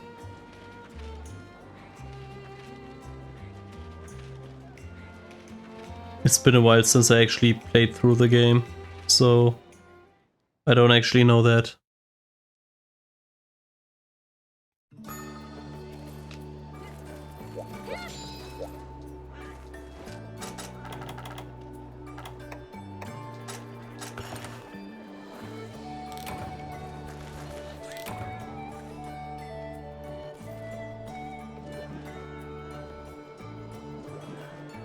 Yeah, the thing about Kutku especially, and especially the Freedom Unite version, is that Kutku is very evil.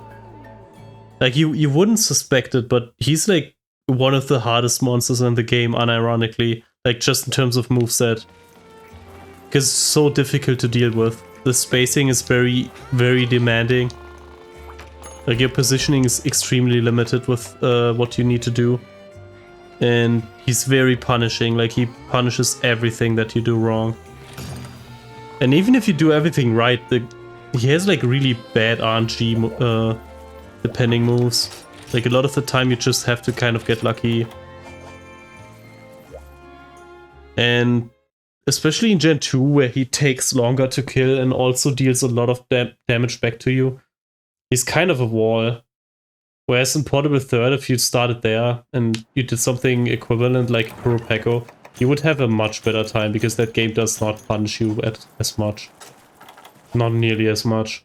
The damage values are a lot lower and the hitboxes are tighter.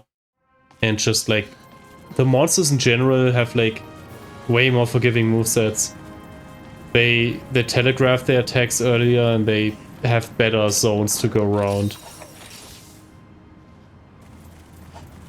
For example, like the Royal Loot Rod, even his hip check, you can just kind of walk by the sides and you don't get hit.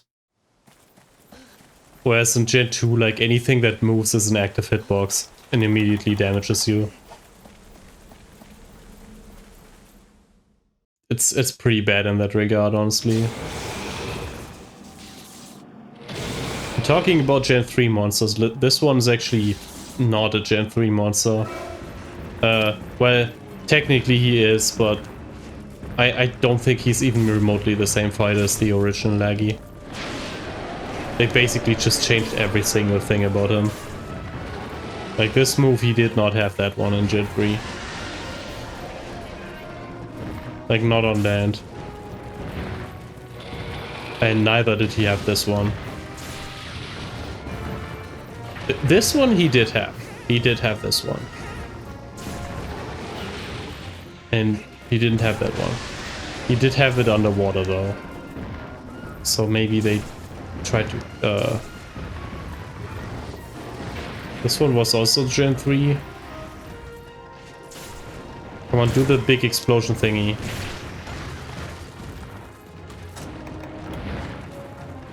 So they, like, just to compensate for how much easier he got on land and how he does not have a water equivalent in this game, it just gave him a bunch of Kazu moves. Like, he literally just has Kazu moves. He has the big shock field, he has the split attacks, he has the para thing. It's like Kazu 2. It's like Crocodile Kazu.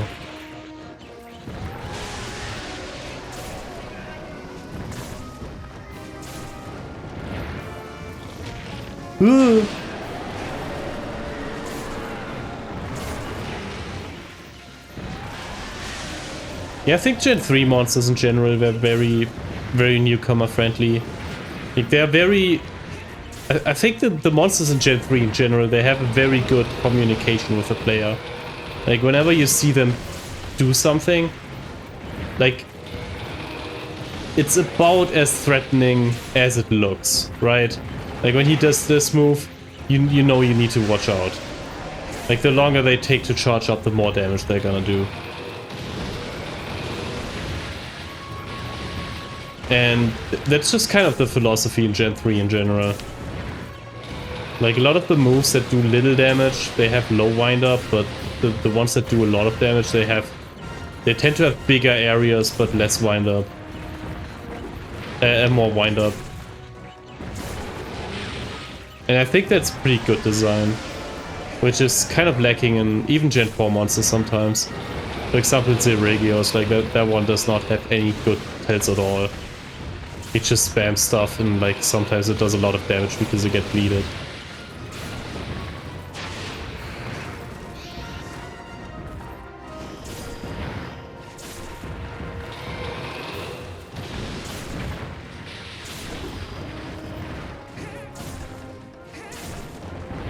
And the other thing I think about newcomer friendly that they should pay more attention to is just actually teaching the mechanics via gameplay. I think in World, as newcomer friendly as that is, I rarely see... Oh wait, what? I thought he was gonna go to 6. As newcomer friendly as World is sometimes, I see a lot of people just not know what skills are until like the end of high rank. And that's kind of late, honestly. Back in try, like I saw people having skills already in low rank.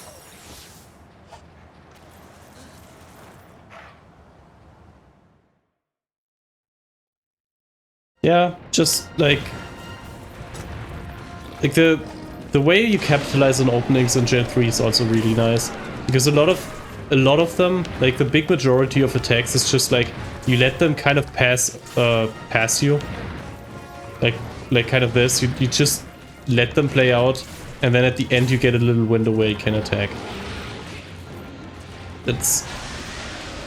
That's not something you have in like every monster, especially not in Gen 2 and earlier, but in Gen 4 it's kind of weird because they have a lot of monsters that just do like things like taunt afterwards.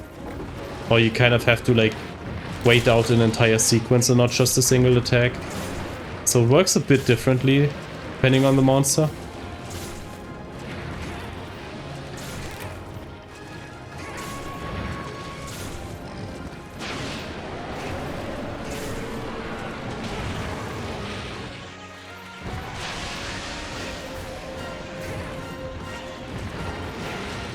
Oh. Although as much as I complain in like certain games, like I think in Gen 4 especially, they like do not do a good job at actually teaching the game. In Gen 5, like, they kind of skip over, like, the systems a lot, because they just want to show you the gameplay stuff, first and foremost, pretty immediately.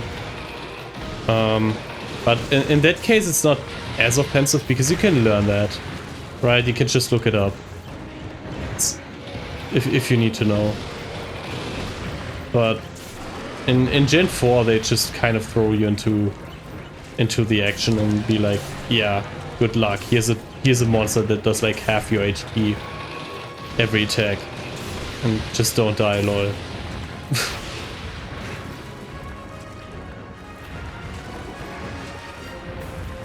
Does he go to 7 from there?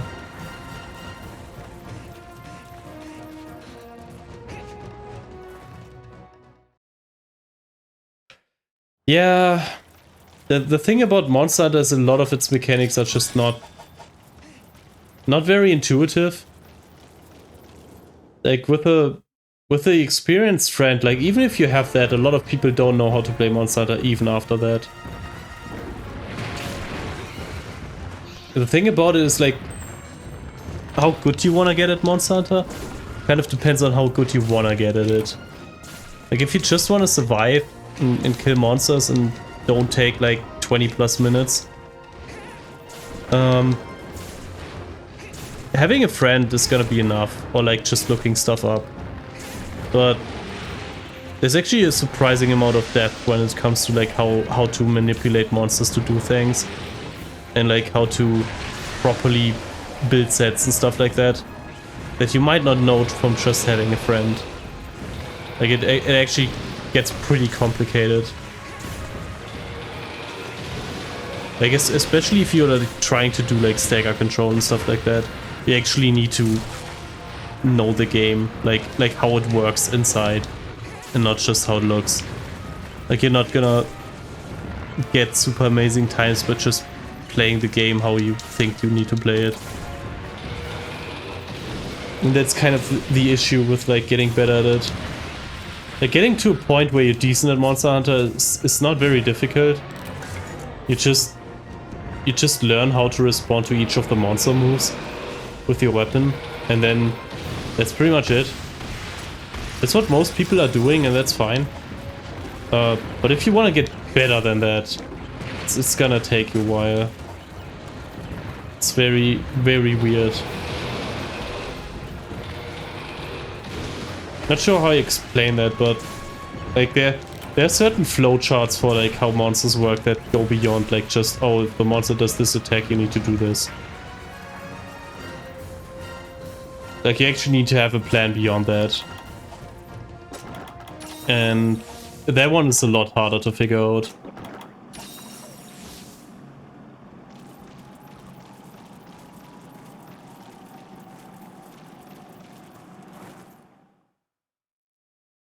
Oh yeah, the skill points. The skill points, honestly, I thought they were kind of intuitive. But I did start with try, and that game like outright explained it to you. It was like, yeah, you need 10 points to get something. And then the smithy gave you a charm that had like auto block plus 10. And was like, yeah, you're gonna need, like if you use that one, you're gonna notice that you can block. Automatically. And that's how I figured it out anyway, and I assume a lot of people just figured it out by like having full sets and then having an effect on that, and then seeing like, oh yeah, I need 10 points for that, when it's, I don't know, gone after like switching one of the pieces out or something. That's kind of how it works, but like in Gen 4 you don't actually use any of those. Like a lot of people don't make full sets because they just rush through the game. Because they don't actually need full sets to be successful. Or they don't think they need them. And that is kind of detrimental to the learning process of this game. Because then you ignore like what the game's telling you. If you can't just get past without having to bother with the mechanic, then you're not gonna use it, right? Like in any game in general.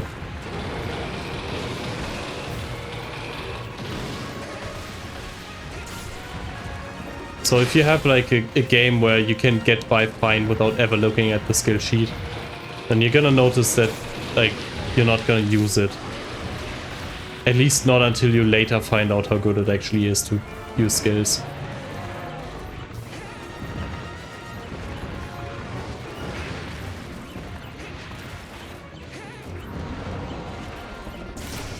Oh, I was gonna use my evasion.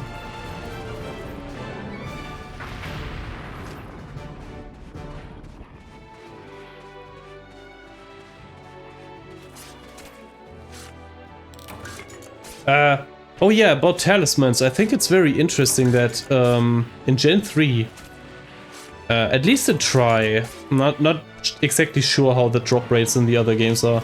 In Try they actually gave you a lot of charms that had like +10 of a very cheap skill on it and nothing else. Like they would just give you like +10 sleep res and then you and with 0 slots and like maybe like 3 points negative and something else. That doesn't matter.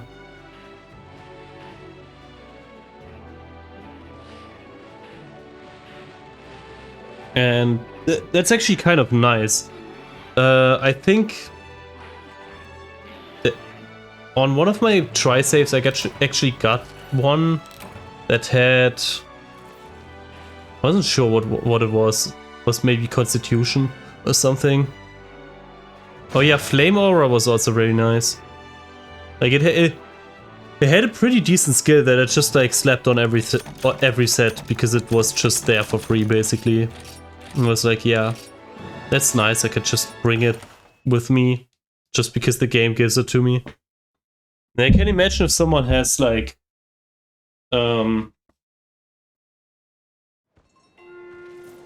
someone has no experience with the skills and they get like his charm with like map +10 or something, and they're gonna equip it and they will notice that you have like a map active at all times. Okay, I need to do those like hidden quests.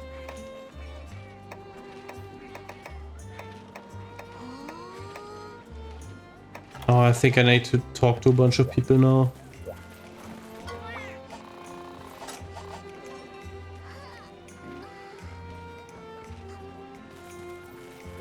You know what, that might take a while.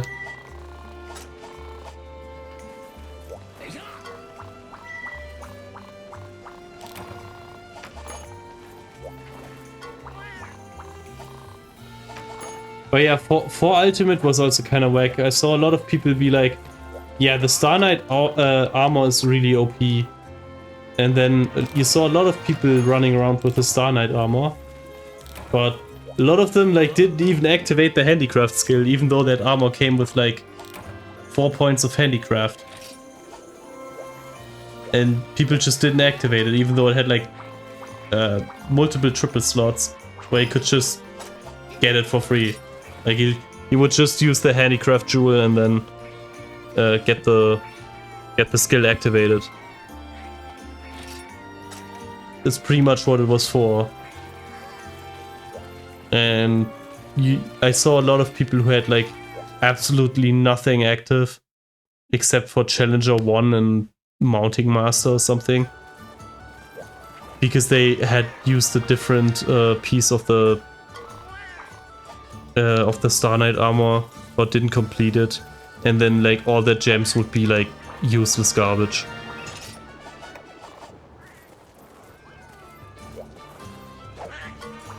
Or like people who use the full Camellia set with the greatsword, with the Camellia's greatsword. That was also for some reason very popular.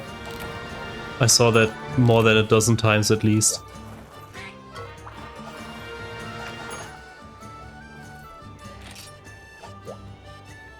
Oh yeah, the Lamador. Oh. Wait, is this guy?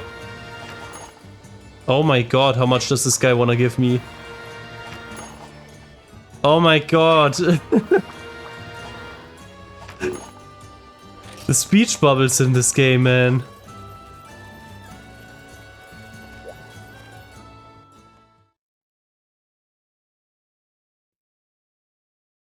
That reminds me how really obnoxious completing this game is at times. You have so many people to talk to. Like whenever you do something, there's gonna be like 5 more speech bubbles on the map every time. And then like half of them is this airship cat that gives you like this asshole. Like you do a request and then like all of the villages light up and are like, hey, talk to me. And you go to a village and it's this guy. This guy, he just wants to give you an airship ticket and then half of the bubbles disappear on the map. And then you do the other ones and then he has more. It's... This cat is so annoying.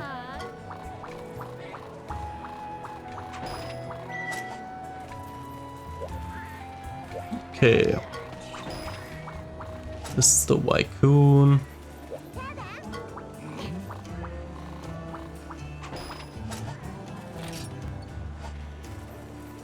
Where's the village? Wait.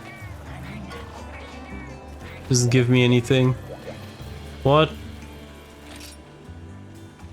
What am I missing?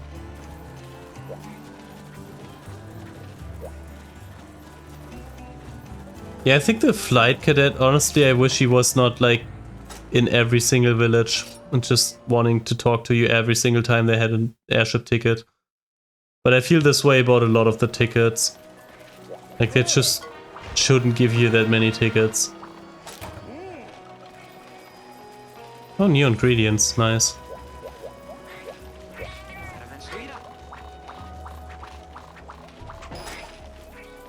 Also, this particular spot in Yakumo,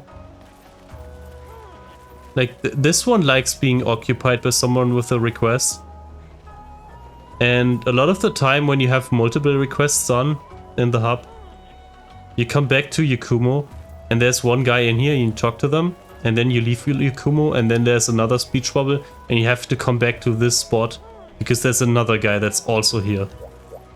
And this happens a lot in this game. Like every time... Oh, thank you for the 1 Zenny.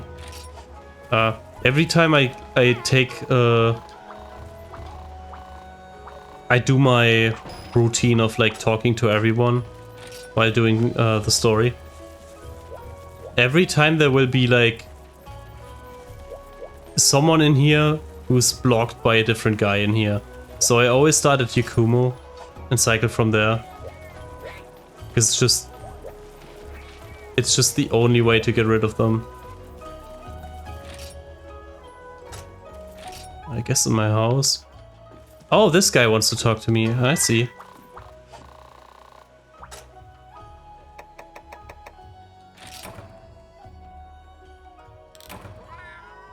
What?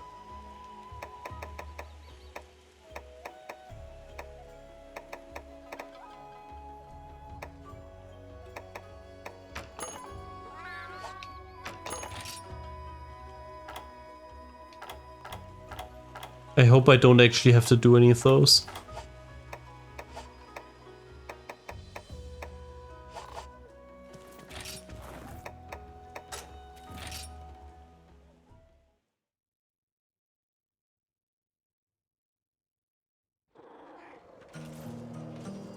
Yeah, I think the loading times, I mean, it's fine. It's just the process of always having to walk over there just for one speech bubble. I think that's the annoying part. It's not really that the load times are super long, it's just that you have to do it. I have to recheck it. And I agree, the base PS4 loading times are really bad in World. I was kind of shocked how much better it was on PC. Because I went from like base PS4, the regular one. I bought that one in like 2015 or something. With a base hard drive and everything. And I went from that to my current PC with an SSD. And I played it off of an SSD. So it was very different. Very different experience.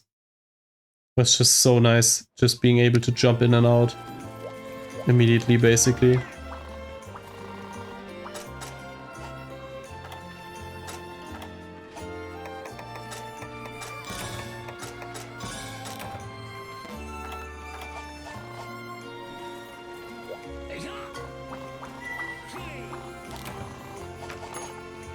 Okay, I talked to everybody.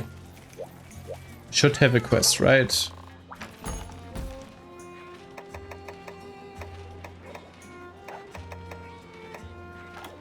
I do have more now.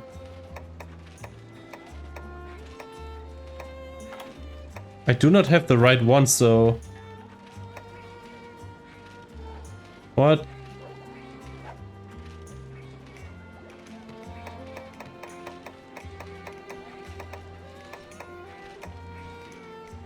Okay, what's the trick here? What do I have to do first to get the requests? Because I know I have to do like the Wyvern Egg quest for the Astolos. And like the, I think, Bulldrome for the Mizu. And what was it? Mountain Herbs or like something like that? Or Popotangs for the Gammoth?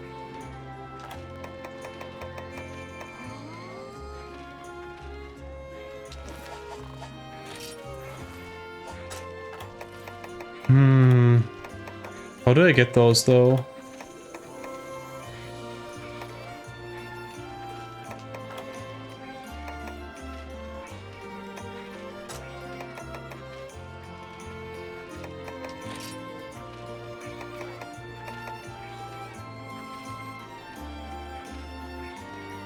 Two-star village quest. Velocity prey slaying. I guess I have to like do all of these from the chiefs personally.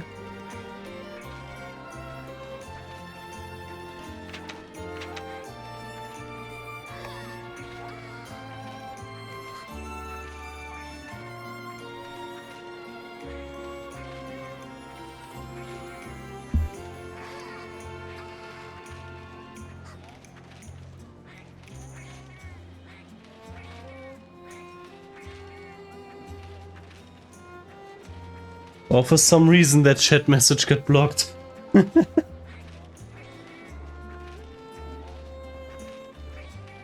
Apparently Junkie was picked up from the filter.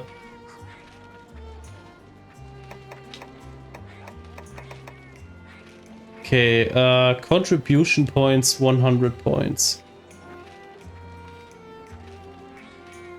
Oh, I have not done a single Yakumo quest. Maybe I need like enough points.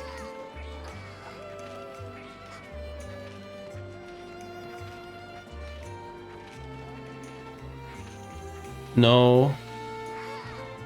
I mean, it's not really censorship. I just heard the filter too sensitive because I don't like getting jump scared by certain words. Because I'm not very used to looking at the chat and playing at the same time. So I would rather be like cautious about it than having to deal with it when it's too late.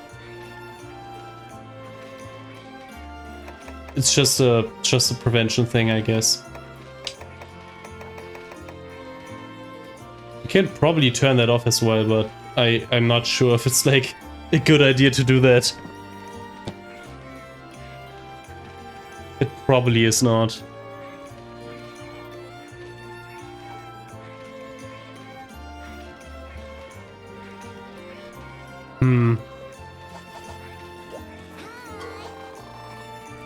Okay, Velocipray, I think, was it? You know what, I'm gonna do that.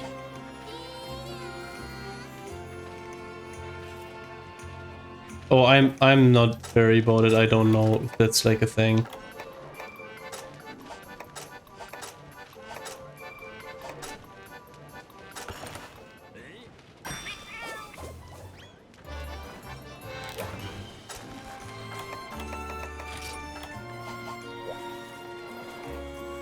I'm not aware if it means anything. Guess I'm gonna do that one. I'm just gonna check this for the Kokoto guy. And if it's gonna become too tedious, I'm gonna end the stream here. Because I don't want it to be too long. And I also don't want to do the annoying, the boring gathering stuff on stream. I think that's not very fun to watch and not very fun to do.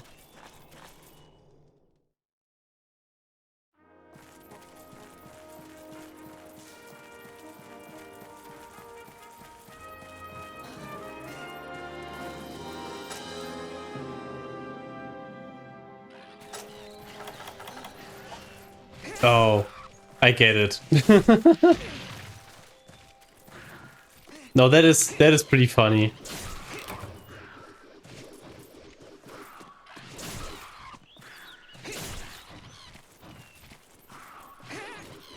Oh.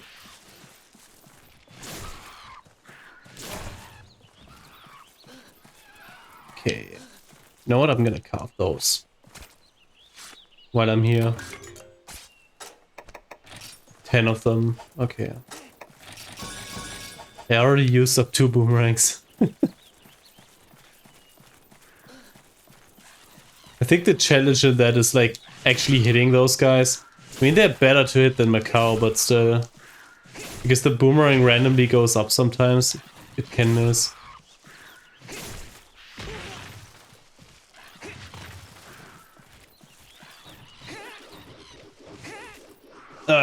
Or I just have skill issues.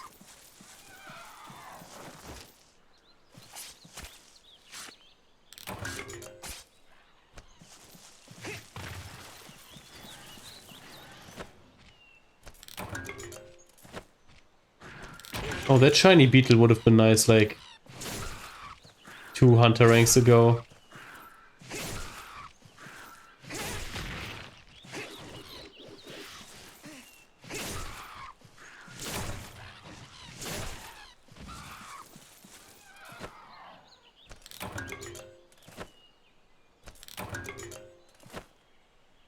You never know when you need them though. Especially since early high rank is around. I have done a hub already. So it should say like HR4, yeah. Last week I did the hub quests in low rank. So now I'm just clearing village to be on par. And then I'm gonna do early high rank.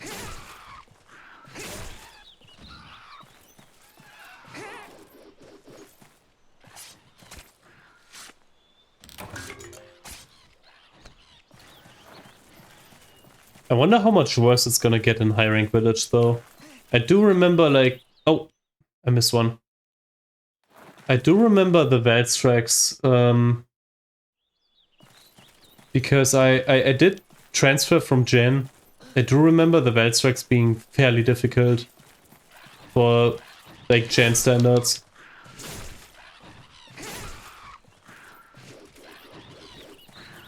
Was definitely more difficult than I thought it was gonna be.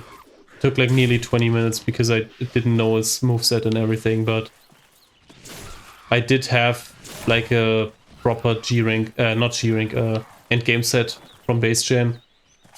The high assault set. And still took kind of long.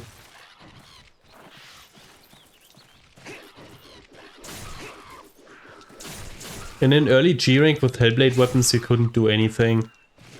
It would still take forever to kill something.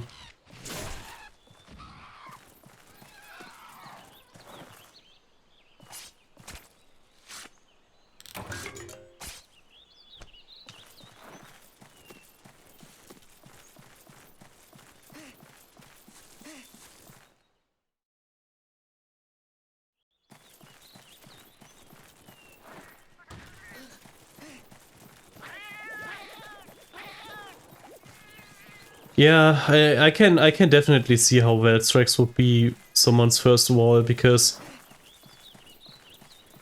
he is kind of difficult in terms of stats in low rank.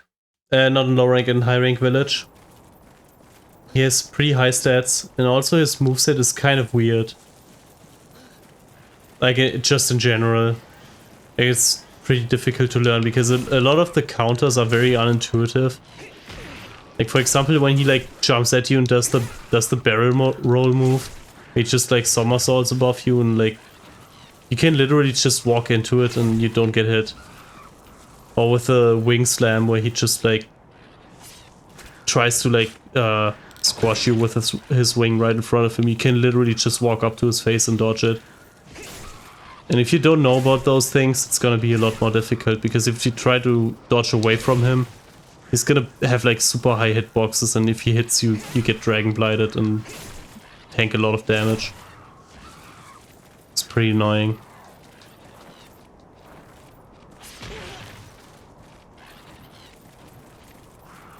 But it's just very funny how like people see the nuke for the first time. Or just in general. There was one clip I found on the... That was on the subreddit where it's like, how could I possibly have known this? Where like some guy got nuked by the area entry. Like by entering the area and immediately get nuked. And it's so funny because on the load screen you see that the Valstrax is painted. And you see him fly a circle on the map. And you immediately know what's gonna happen. Because they weren't paying attention to the map. They got hit by the dive bomb immediately upon entering. And that's another thing that you don't know about Monster Hunter. It has a lot of mechanics like these where you think it's unavoidable damage. Because it's just bullshit and the game is janky or something. But it's actually not. Like, it's just bad etiquette by the other players to just fight in the area entrance. Like, you can perfectly avoid it if you just don't fight near the entrances. And also if you paint the monster and you see it's near the entrance, and especially if it does like the dive bomb attack, you can see that in advance. You just need to be more cautious.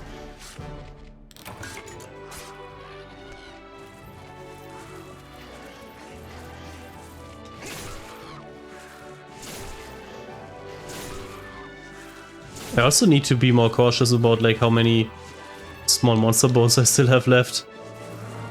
Because I'm not sure if I still have any or like a whole lot of them.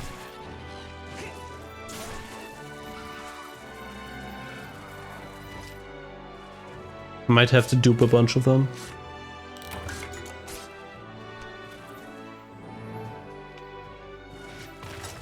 Luckily I can buy the boomerangs now.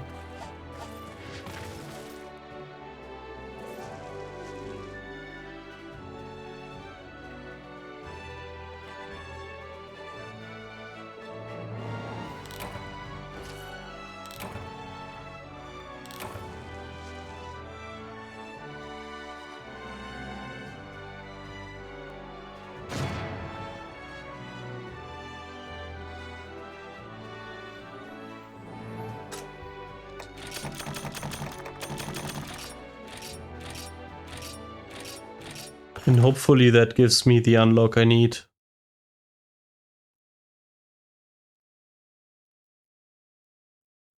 Because I do not feel like doing a whole lot of... Oh, okay, it's a red one. Nice. Okay, so I do have to do the 2-star easy ones first.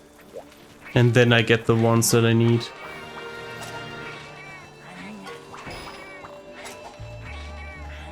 Oh my god, now he wants a whole lot of stuff from me. And I bet it's the airship cat. It's the airship cat.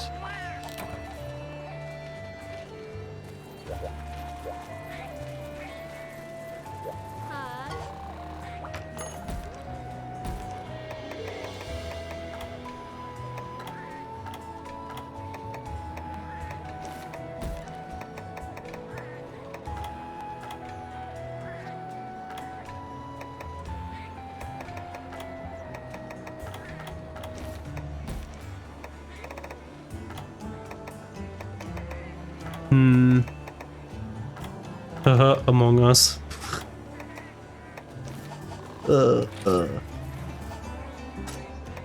Okay, Hunter's Notes. Where's Hunter's Notes?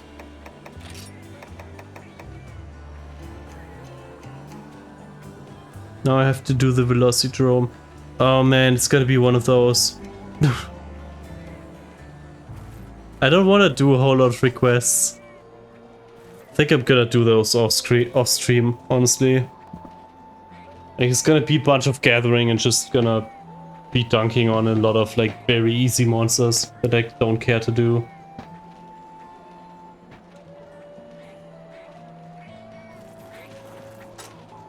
Yeah, no, I think I'm gonna end here. Was a fun stream today.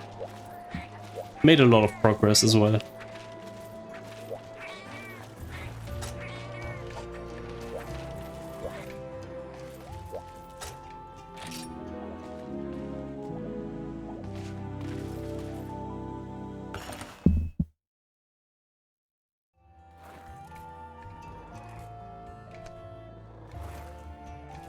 Alright, that's it. Thanks for coming. Alright, hopefully you can catch the next one. I am streaming on Mondays and Wednesdays. Around that time. Alright, thank you. See ya sometime. Bye.